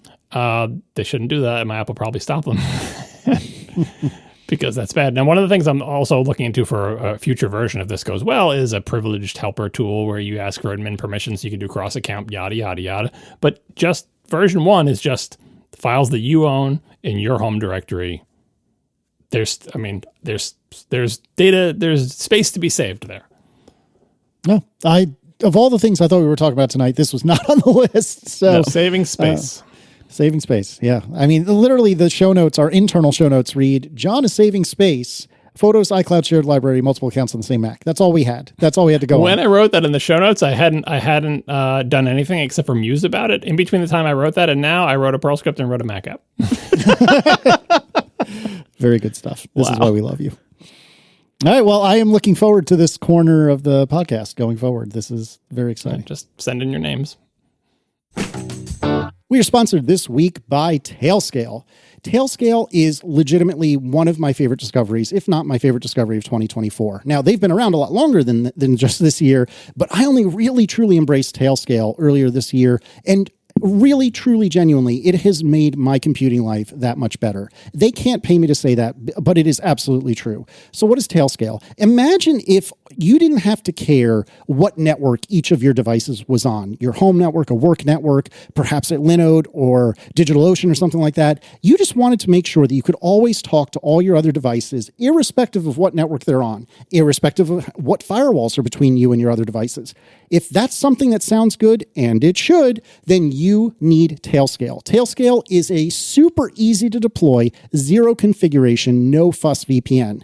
VPN, you say, whoa, I don't know about that. Don't hang your hat on the VPN thing. It is a WireGuard VPN under the hood, but Tailscale sprinkles all this incredible magic on top so that it just works. I cannot tell you how amazing it is to watch Tailscale negotiate direct connections between devices, regardless of the fact that I'm behind like a hotel or, work firewall. It's really incredible. You should check it out. And the best part is their personal plan is and always will be free. So you can try Tailscale for free today. You get up to 100 devices and you can share with up to 3 users total for free. That's FREE free at tailscale.com. So what are you going to do? You're going to do yourself a favor and you're going to do me a favor and you're going to go to tailscale.com/ATP, TAILSCALE.com/ATP, and you're going to check it out and you're going to try it and you're going to install it on at least 2 devices. And then you're going to send me a tweet or whatever and say, holy cow, Casey, you were so right. This stuff is amazing.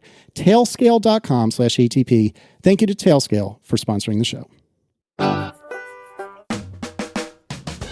All right, we have semi-breaking news. I think it was yesterday afternoon. iOS 18.2, macOS 15.2, visionOS 2.2 all launched, and I was not on the beta train on anything for the .2 releases. And I have been very excited to try the .2 releases, the 15.2 and visionOS 2.2 releases, macOS 15.2 and visionOS 2.2, because this gives us the new fancy Mac Virtual Display. So if you are not caught up, the way it worked up until literally yesterday as we record this is that if you wanted to kind of suck your Mac into the visionOS world, you could use either the visionOS Control Center, or if you have a laptop, you can just look at your laptop and a little button will appear over it. This is when you have your Vision Pro on. A little button will appear over your laptop that says connect. And then it'll, whatever, laptop or even desktop, if you go in through visionOS's Control Center, whatever computer you're bringing into the visionOS, you get a 4K display in visionOS. And you can resize that display insofar as you can make it, the equivalent of 10 feet in front of your face, but it's still only ever 4K. And I've used this. a handful of times. I've used it kind of a lot when traveling, but I don't travel that often, so I've only used it a little bit here and there. And I've used it on the train and on the plane, and it's very, very cool and really nice that not only do you have a large display in a train or in a plane, but nobody can see what's happening on your Mac. It's not like, screen sharing where a lot of times your Mac will be displaying what's on screen and then some other computer's also displaying it. When you do this Mac Virtual Display thing, the Mac screen or screens go dark. And so no passerby or bystander or whatever, looky-loo, can see what's going on. And I always thought this was good. It wasn't perfect, wasn't stellar, but it was good. And I typically do this with the developer strap on my Vision Pro. If you recall, you can replace the right-hand side audio pod, I think they call it, which in the strap that it's a part of, and you can get one that has a little USB-C dongle on it. Then you can plug USB-C from the Vision Pro into your computer, and it will actually do Mac Virtual Display over that rather than like local Wi-Fi or whatever. And I always thought it was good. Maybe even great. I don't know, somewhere between good and great. Marco, up until yesterday, if I recall correctly, you found the Mac Virtual Display to be a little bit blurry and you didn't really care for it very much. Is that accurate? I would say that's an understatement, but yeah. Okay, fair enough. So yesterday we got the new Mac Virtual Display, which does a few things. I believe the standard display is now 5K instead of 4K. Additionally, you have two other modes that you can optionally choose between. You can choose between, what do they call it? Wide and ultra wide. Thank you. Wide and ultra wide. Now, I should also note that up until yesterday, even the standard display that was the only option you had, and it was flat. Whereas now all of the displays are curved a little bit, which generally is not something I particularly care for, but in this context, I think does make a fair bit of sense. God help me if I end up buying like one of these 40-inch curved computer displays for my desk. In all fairness, I would say like based on the virtualized size of them, the wide and ultra wide, I think basically have to be curved, especially the ultra wide.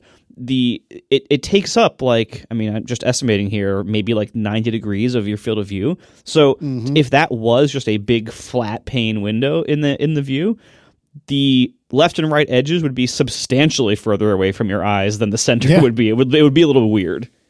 Yeah. So they added wide and ultra wide, and wide is, let's see. So the standard, I think, I forget the resolutions. Oh, here we go.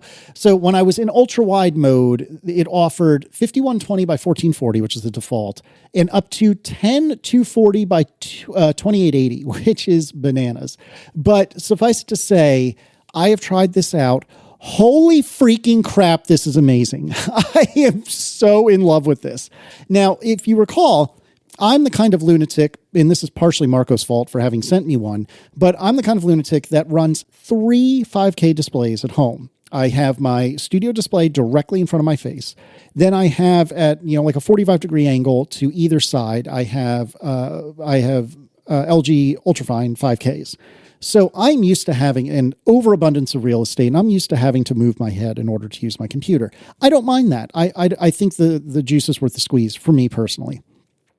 The ultra wide is so freaking big in the Vision Pro that I actually think it might even be too much. And I am so happy that is the problem I have, that this might be too much. It is unreal. I have many more thoughts about this, but I'd like to pause myself and hear Marco. You were assigned yet more homework, and listeners, I have to tell you, Marco's been a very good sport about all the homework I've assigned, and you have done more homework, and I appreciate you, and I appreciate that.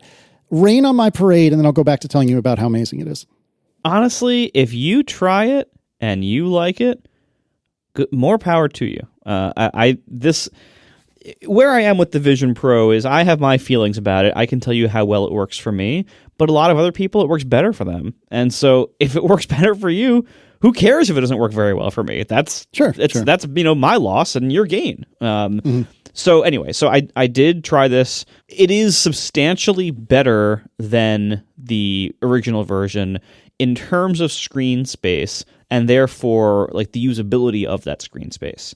I found the ultra wide, the biggest setting, to actually be way too much space. I had to do so much head turning. I'm like, this is ridiculous.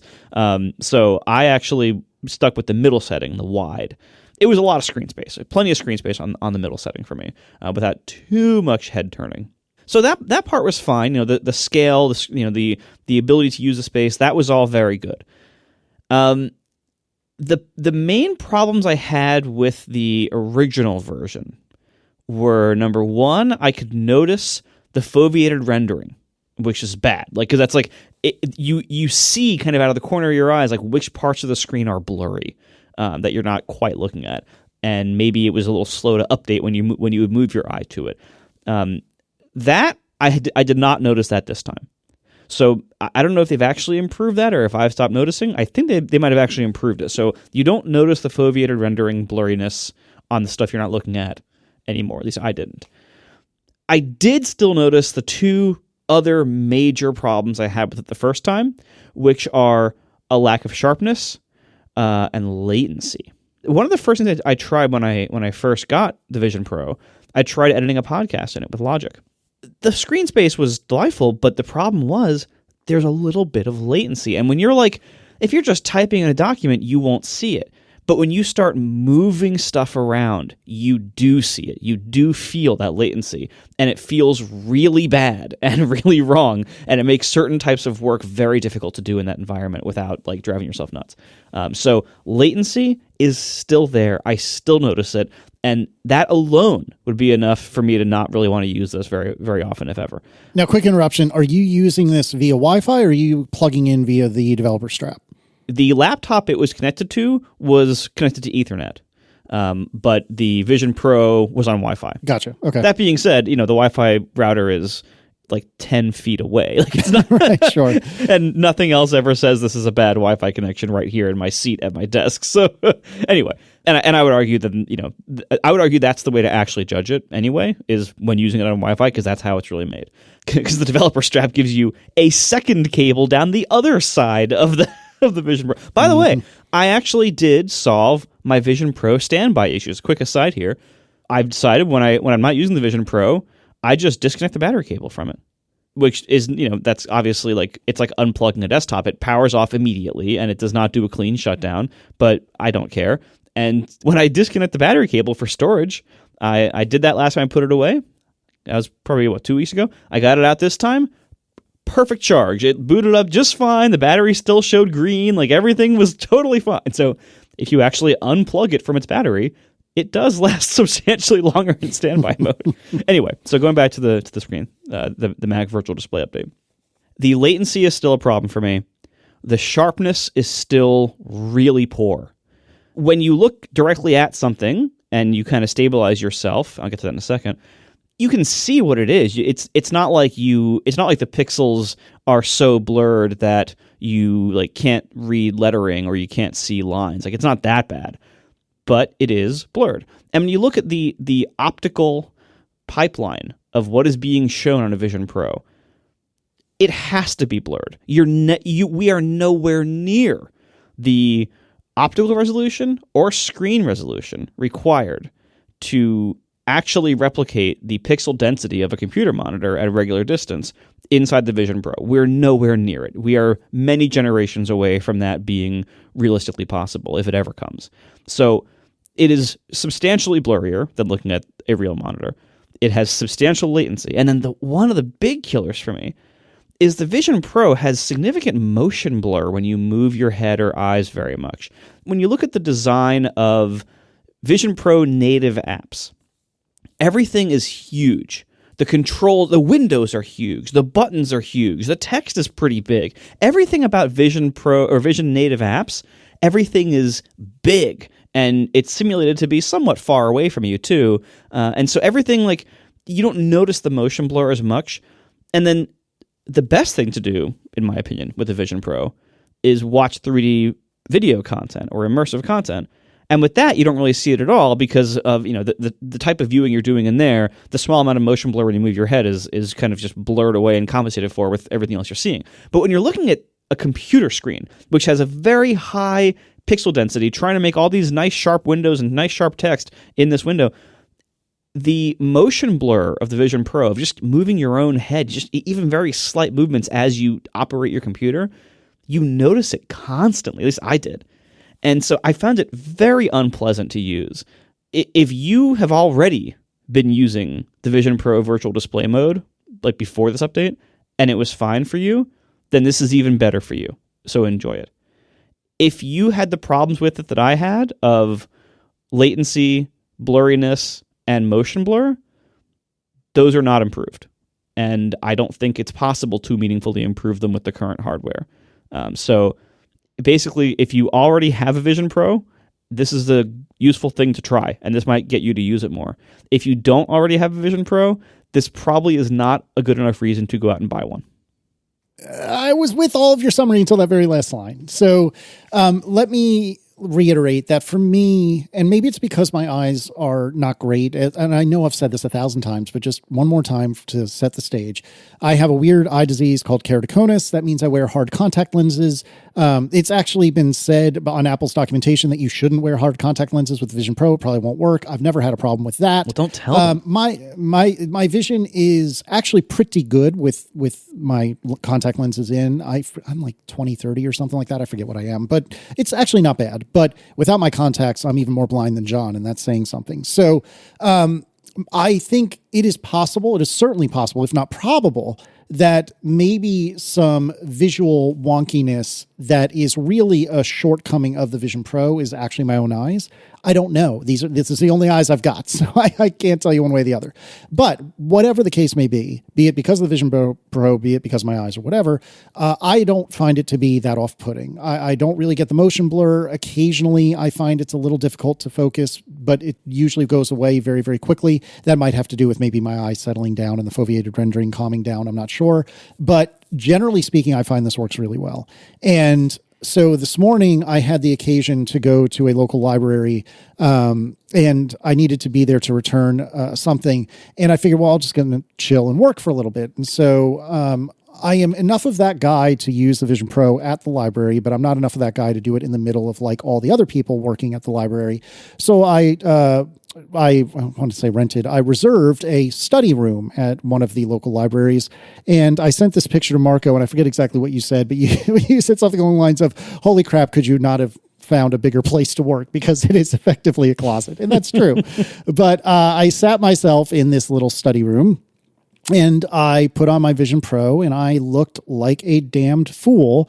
But thankfully, I wasn't in the middle of everyone.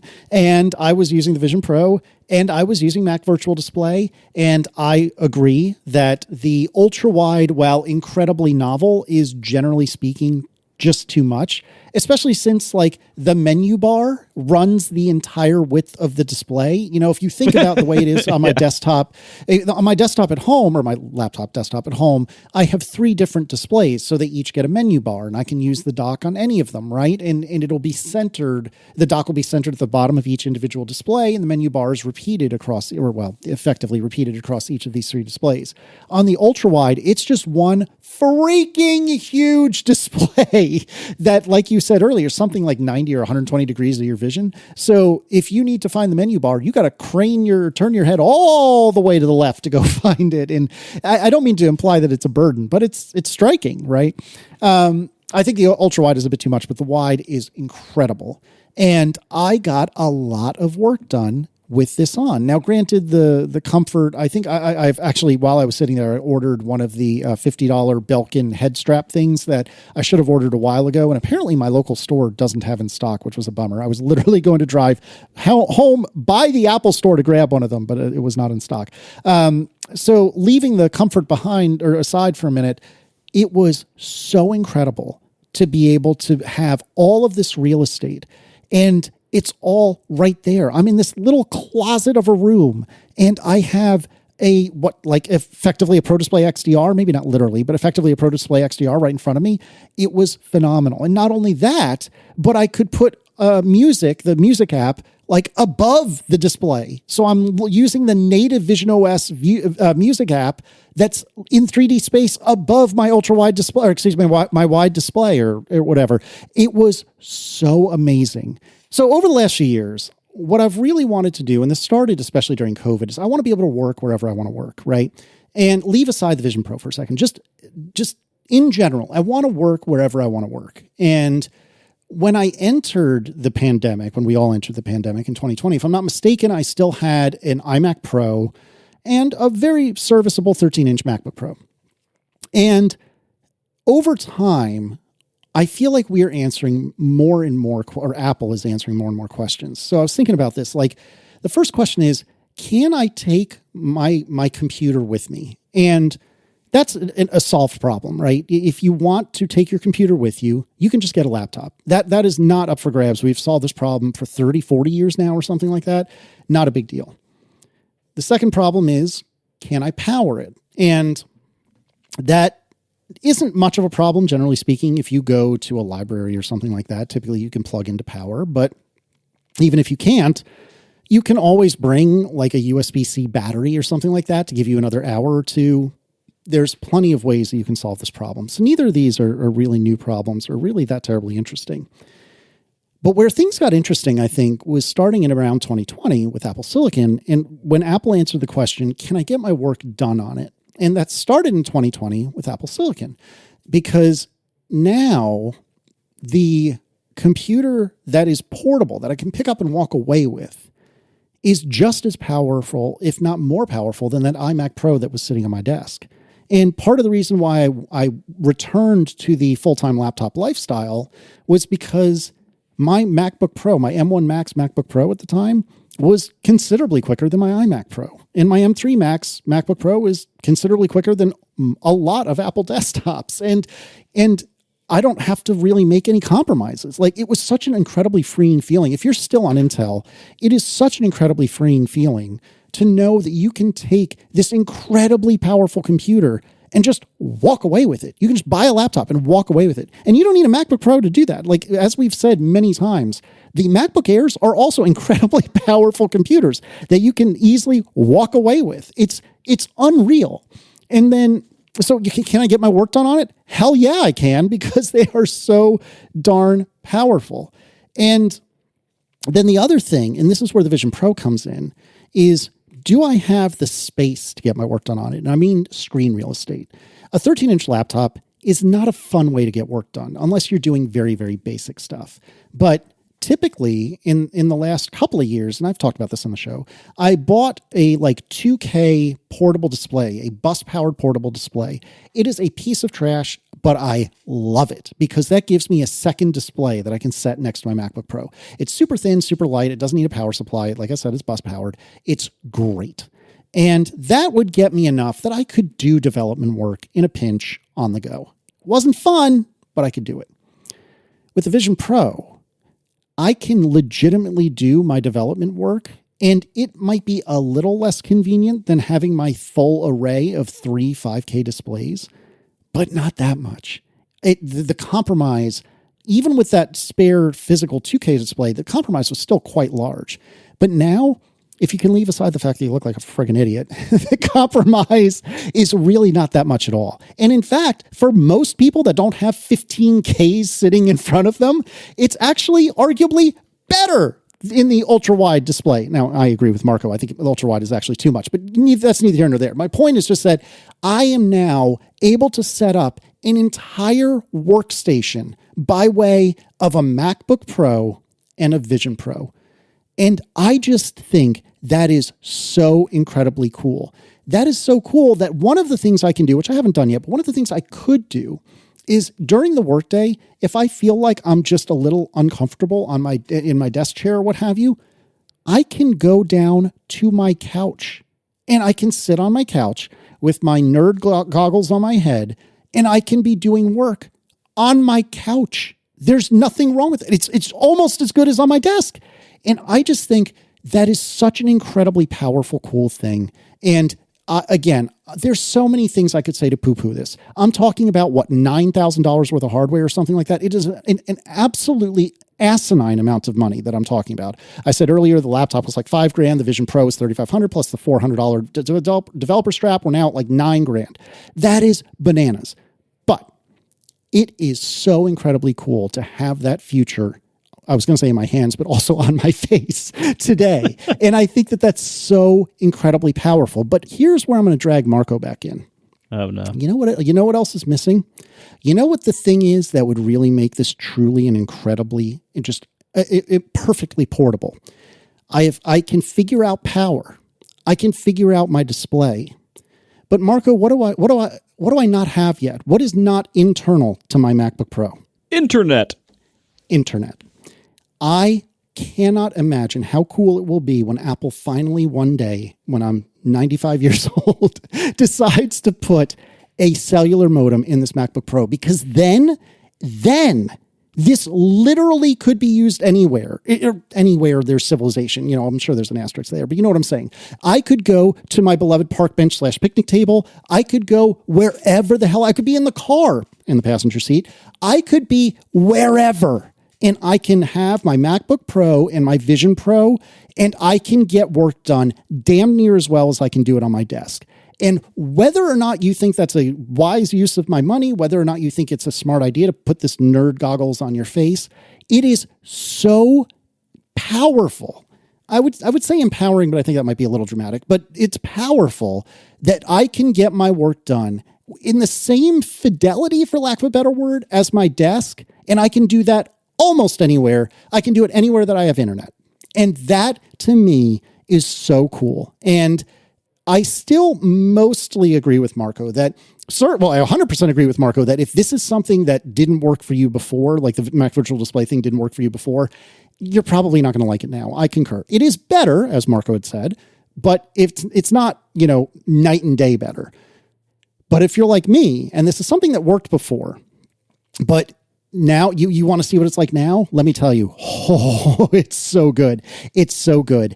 And this is the sort of thing that if you have the money to spend on this sort of thing and the desire to be able to work wherever, maybe it's only that you travel a lot. You want to be able to work really efficiently in a hotel room or whatever the case may be. Suddenly this is becoming, and many other people have said this over the last few days, this is starting to become a killer feature for me. And I think that this will, I genuinely think that this will make me want to use my Vision Pro more. Not in the house necessarily. I still think all the problems we've talked about many times about not being enough content is still true in the house, but it's going to make me use it out of the house, especially on the occasions that I travel much, much more. And I cannot say enough good things about it.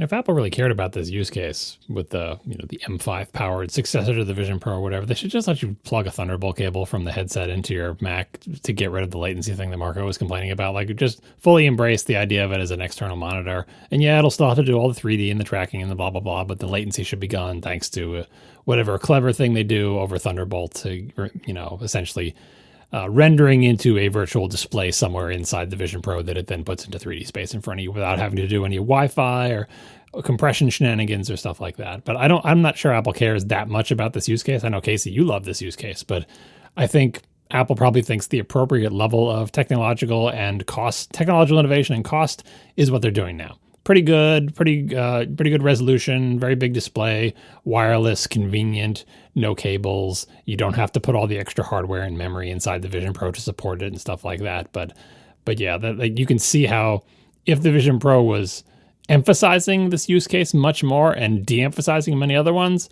you first of all would have to make the Vision Pro even more expensive just for the memory stuff. But you could do that. And if you want to go really expensive, the Vision Pro with an M5 in it, you know what that could do? It could just freaking run Mac OS in addition to Vision OS. You know what I mean? Like with virtualization, blah, blah. Like you could just run your Mac. Like, why do you need to have this laptop that you bring with? What is the purpose of the laptop? It's just sitting there over in the corner, right? Again, they would make it even more expensive, heavier, hotter. You'd have to have an external compute thing. The battery would have to be bigger, but that's not the use case that Apple is going for. So I don't think they're going to do any of that. But technologically speaking, because Apple, like Taco Bell, is using all the same different ingredients to make lots of different things. Slightly different results. Yeah, but you look at the Vision Pro and you're like, all the pieces are there. Like if you could arrange these Lego pieces to make Vision Pro like the Casey's dream, like on the go Mac development thing, all the pieces are there except for Apple's cell modem that's going to put cellular into Mac someday, which we'll have a story on in a future episode if we remember to do it. But we're still waiting. If they remember to do it. It's a race. It's a race between a worthy Mac Pro chip and cellular and Macs, and it looks like Casey might win this one. You never know. I'm glad actually you brought up the plugging it in via Thunderbolt thing, because I should say that my experience, I believe I've only exclusively used it with the developer strap with the thing plugged in. So that's another reason why Marco's experience might have been slightly worse than mine. And it does appear that by default, it will try to hop on Wi-Fi between the computer and the Vision Pro, but then and I think it negotiates this via Bluetooth, but I definitely noticed once I plugged it in, and I think I actually killed Bluetooth on my Mac, if I recall correctly, it clearly renegotiated the connection over the cord, over the cable. And then I pulled it out because I realized, like a ding dong, I had taken the cable that's coming out my right ear and connected it to the left side of my computer. I don't know what I was thinking. So I unplugged it, moved it to the right side of my computer, and the screen immediately went black. And once I plugged it back in, it took a few seconds before it renegotiated, but it did come back on its own. But I think that certainly helped, like latency and stuff like that, some of the legitimate complaints that Marco had. But yeah, either way, it is so cool. And there's no easy way for Apple to demo this when they do like the Vision Pro demos or whatever, because it all is relying on like Apple, your Apple ID or whatever, it's Apple account now. And it would be a lot to get this to work. But oh man, if you have a friend where you could just strap their face computer on your face for a minute, it's worth trying because it is so freaking cool. All right, thank you to our sponsors this week, Tailscale, Delete Me, and Aura Frames. And thank you to our members who support us directly. You can join us at atp.fm/join. One of the many perks of ATP membership is ATP Overtime. This is our bonus topic every week. This week on Overtime, we're going to be talking about the story about there's a Mac emulator called Mini VMac that was being rejected by Apple's notarization, even from third-party app stores in the EU, which is quite a story. So we're going to be talking about the Mini VMac notarization rejection from the EU app stores. Interesting story. Anyway, you can hear our coverage of that in Overtime this week by joining atp.fm/join. Thank you, everybody, for listening, and we'll talk to you next week. Now the show is over.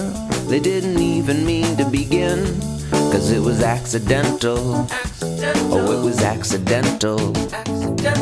John didn't do any research. Marco and Casey wouldn't let him, 'cause it was accidental. Oh, it was accidental. And you can find the show notes at atp.fm. And if you're into Mastodon, you can follow them at CASEYLISS, so that's Casey Liss, MARCOARMENT,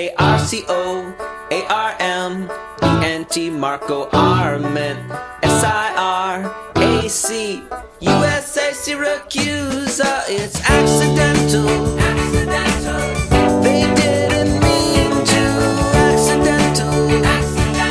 Tech podcast so long.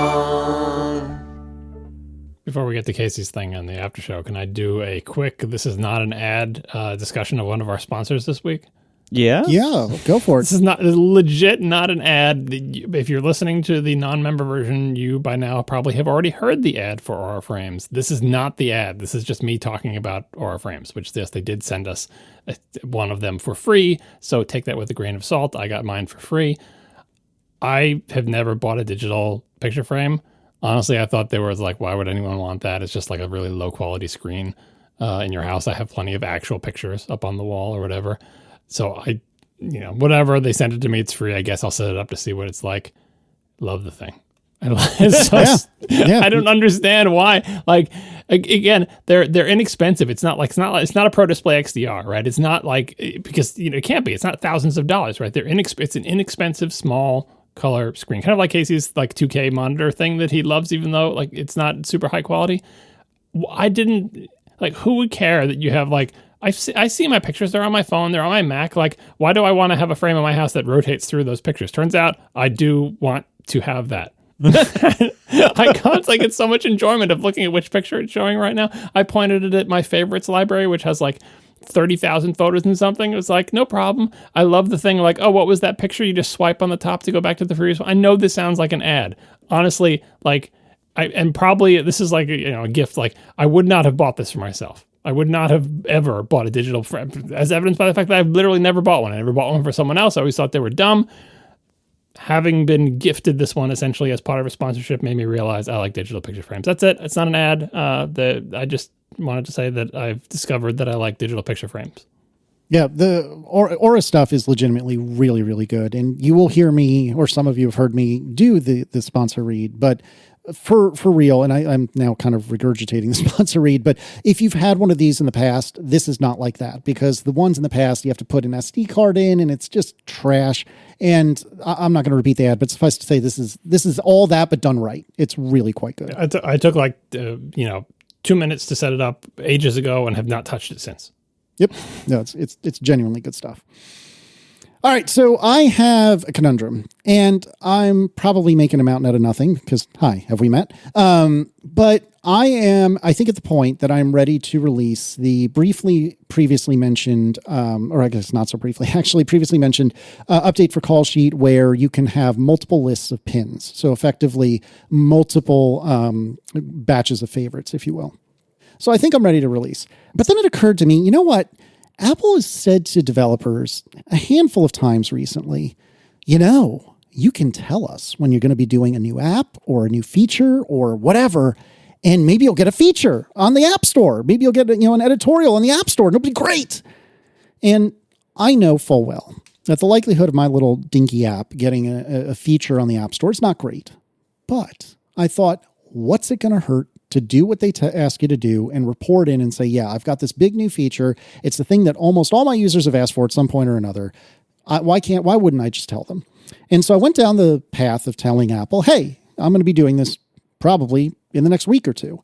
And completely fairly, especially given the time of year, very early on in Little Wizard, they have you go through to get the information that they want. They say, hey, we really prefer for you to give us 3 weeks before your launch.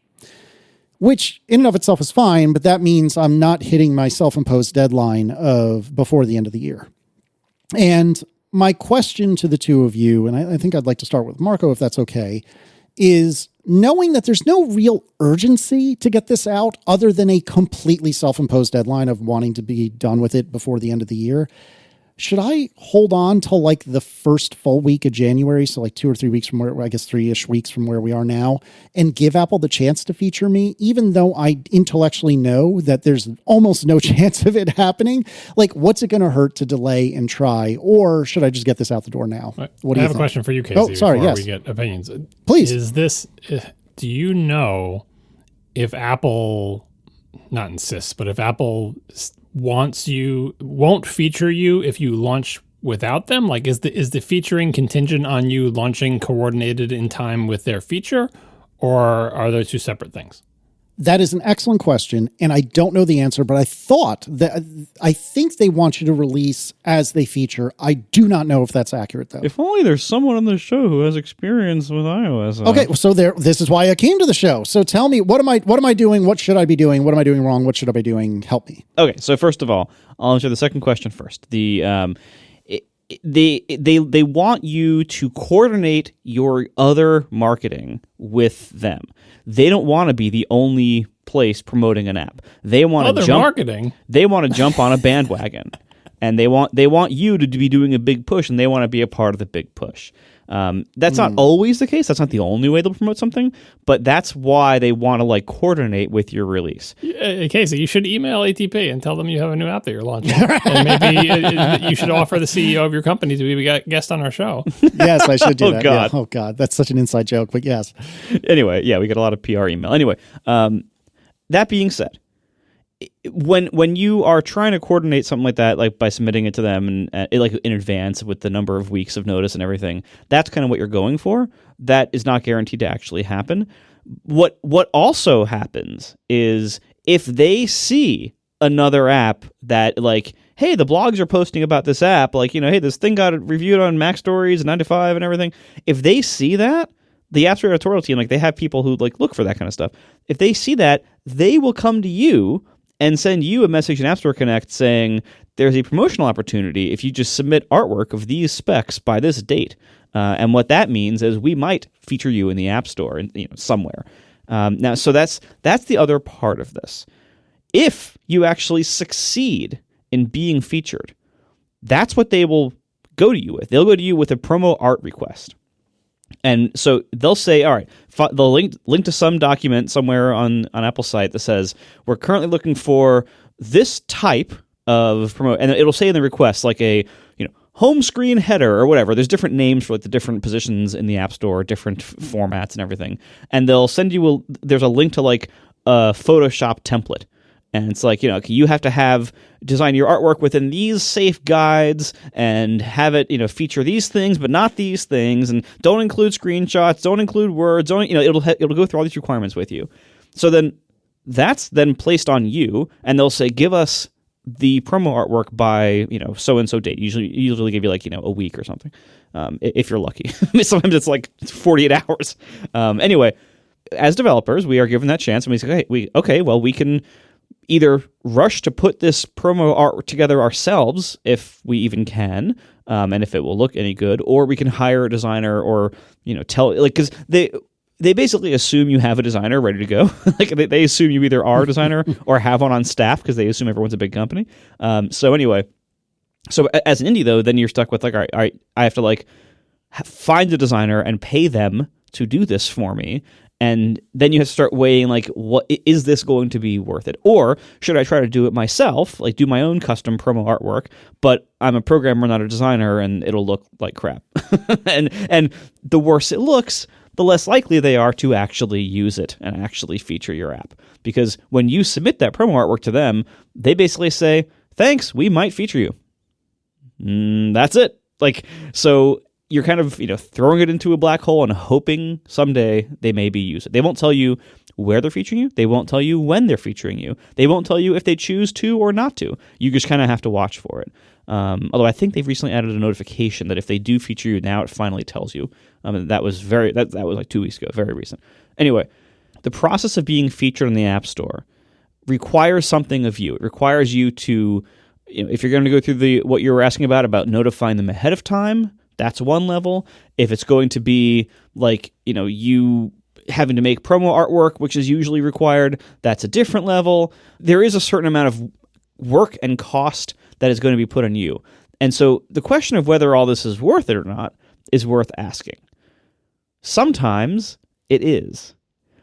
I think usually for indies who already have marketing channels, usually I think it's not worth it to bend over backwards. Now, if you can address what they're asking for without too much sweat off your back, without too much work, without too much cost, then sure, do it. You might as well do it if it's going to be easy. But if what they're asking for is going to cost you like, thousands of dollars in designer time, or heck, even hundreds, it probably won't be worth it. Because the thing is, an App Store feature used to be worth a lot more than it's worth now, because not a lot of people, it seems, are just casually browsing the App Store looking around for new apps to install. It used to be that way when iOS was younger and less mature and less established, when people were actually like getting their first iOS devices still, there was a lot of just browsing around that happened. Like, I remember back in my Instapaper days, Christmas Day used to be a huge sales day for me. Like it was like one of my biggest sales days of the year, because so many people, Instapaper had pretty good business on the iPad, and so many people would get iPads for Christmas, and that was often their first iOS device, or at least their first iPad. And so they would then immediately go browsing around, hey, what can I do on this thing? Let me install a bunch of apps. Now, most people with iOS devices, this is not their first iOS device. So how many new apps they need to browse around and install, it goes down over time. And now there's so much out there. There's so many apps that I don't think a lot of people are just kind of browsing the editorial sections of the iOS App Store. So I occasionally do get featured, which is very nice. I'm very thankful for it. But I see, like, when you look at the sales that happen as a result of that, it's hard to see a bump anymore. I'm sure it helps. I'm sure, any bit helps. And if you don't already have a ton of exposure in any other way, you got to take whatever you can get. But the effect that it has gone down over time, to the point where now I think it's more of a vanity and honor thing than an actual thing that translates to sales. And so you should account for that in deciding how much to either spend accommodating their plans and or how much to change your plans in response to that. So my advice after all of that elaboration would be, don't change your plans. Release it when you want to release it, and if they want to feature it, they'll come to you. Yeah. And I guess what I'm wrestling with is, what's it going to hurt to wait and see? Like, what's it going to hurt to throw this over the wall, give myself the remainder of the year to breathe, and perhaps, just make sure everything is good to go? And yeah, I have, I guess, failed in that I haven't released the thing that I've been working on, but it's done. Like, it's ready. It's released in test flight. And the only person that's really going to be disappointed in it not being out is me. And I don't feel like that's enough of a reason to rush it, right? And especially if, God forbid, the rollout ends up being a disaster. Well, that's what I was going to say. Like, what does it hurt? I would want to get it out and make sure it actually works before I get featured. The worst thing you want to have happen is get featured just as you launch and there's some fatal bug that causes problems with your app, and now you've drawn lots of attention to your mistake. That's why I want to get it out. And for the wisdom of releasing it just before the holidays aside, I would want to be sure the app that was going to be featured was stable and working. Which is fair, but if I'm also coordinating the big release with Apple, I can't have both, right? Unless I'm missing Well, that's something. why I was asking, do they care if you coordinate the release, or do they just want to feature you? Because if they don't care if you coordinate the release, I would want to have my new version out for 3 weeks, maybe get a 1 or 2 bug fix updates out, and then get featured if they don't insist that you not release your app until, and Marco's thing about they want to be coordinating with your marketing push. If you don't have a marketing push, I wonder how they'll feel about that. You are the marketing push, Apple. Right. Yeah, I don't know. I got a noodle on it. And certainly if App Store editorial wants to quietly whisper in my ear, not necessarily whether or not I'd be featured, but just, what is You'll never the hear expectation? that. They'll never tell you that. Trust me. But ask any iOS developer ask Underscore, ask Ben McCarthy, ask everyone who has apps in the store. They're all going to tell you the same thing. I even submitted PR artwork for some of my apps at one point. And they did actually, if not write about them, then at least list them somewhere at some point in the past. But no, they did not tell me when they were doing this. I found out because other people told me, hey, I saw your app on this thing. I'm like, oh, okay. Yeah, and they did recently launch notifications for when you're featured where, and you can also I've been notified through App Figures. They have a thing if you use App Figures, they'll tell you. But it is mostly just you kind of just rely on people telling you on social networks, hey, congrats, I saw your app in this thing. And again, it's nice, but it's really hard to see much of a bump from those anymore. Just because I think the number of people who are just casually browsing, looking for new apps to install, I think that number is very small these days. The reality is, because, as I was saying earlier, because the iOS market is so full and so cutthroat and so dramatically overserved with just huge amounts of apps, you usually have to pay to get people to install your app. You have to buy search ads, or you have to buy Facebook ads, or whatever. And paying for app installs is not cheap because there's so much competition from everyone else trying to get people to install their apps. So the bids all get bid up. So it's really hard to get installs of your app because no one is going out there and just looking organically unless they hear about it from your other marketing channels, from your podcast, from your blog.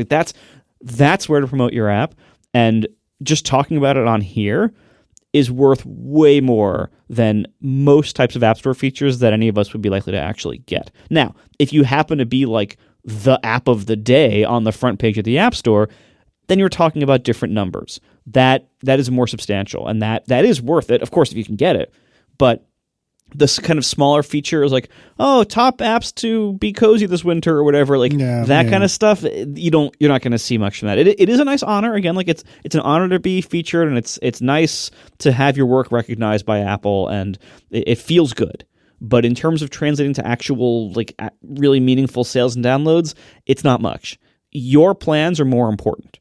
So launch your app when you want to launch your app, And you can tell them afterwards, like once it's launched and once it's settled, you can email that address and say, hey, I got this new update out and it's being well received and here's, positive reviews or whatever. You can tell them afterwards, but don't change your plans for them because first of all, they wouldn't do it for you. And second of all, you're better off serving your customers directly in the best way you see fit, not bending over backwards trying to accommodate something that you might get from Apple that probably wouldn't have a ton of value.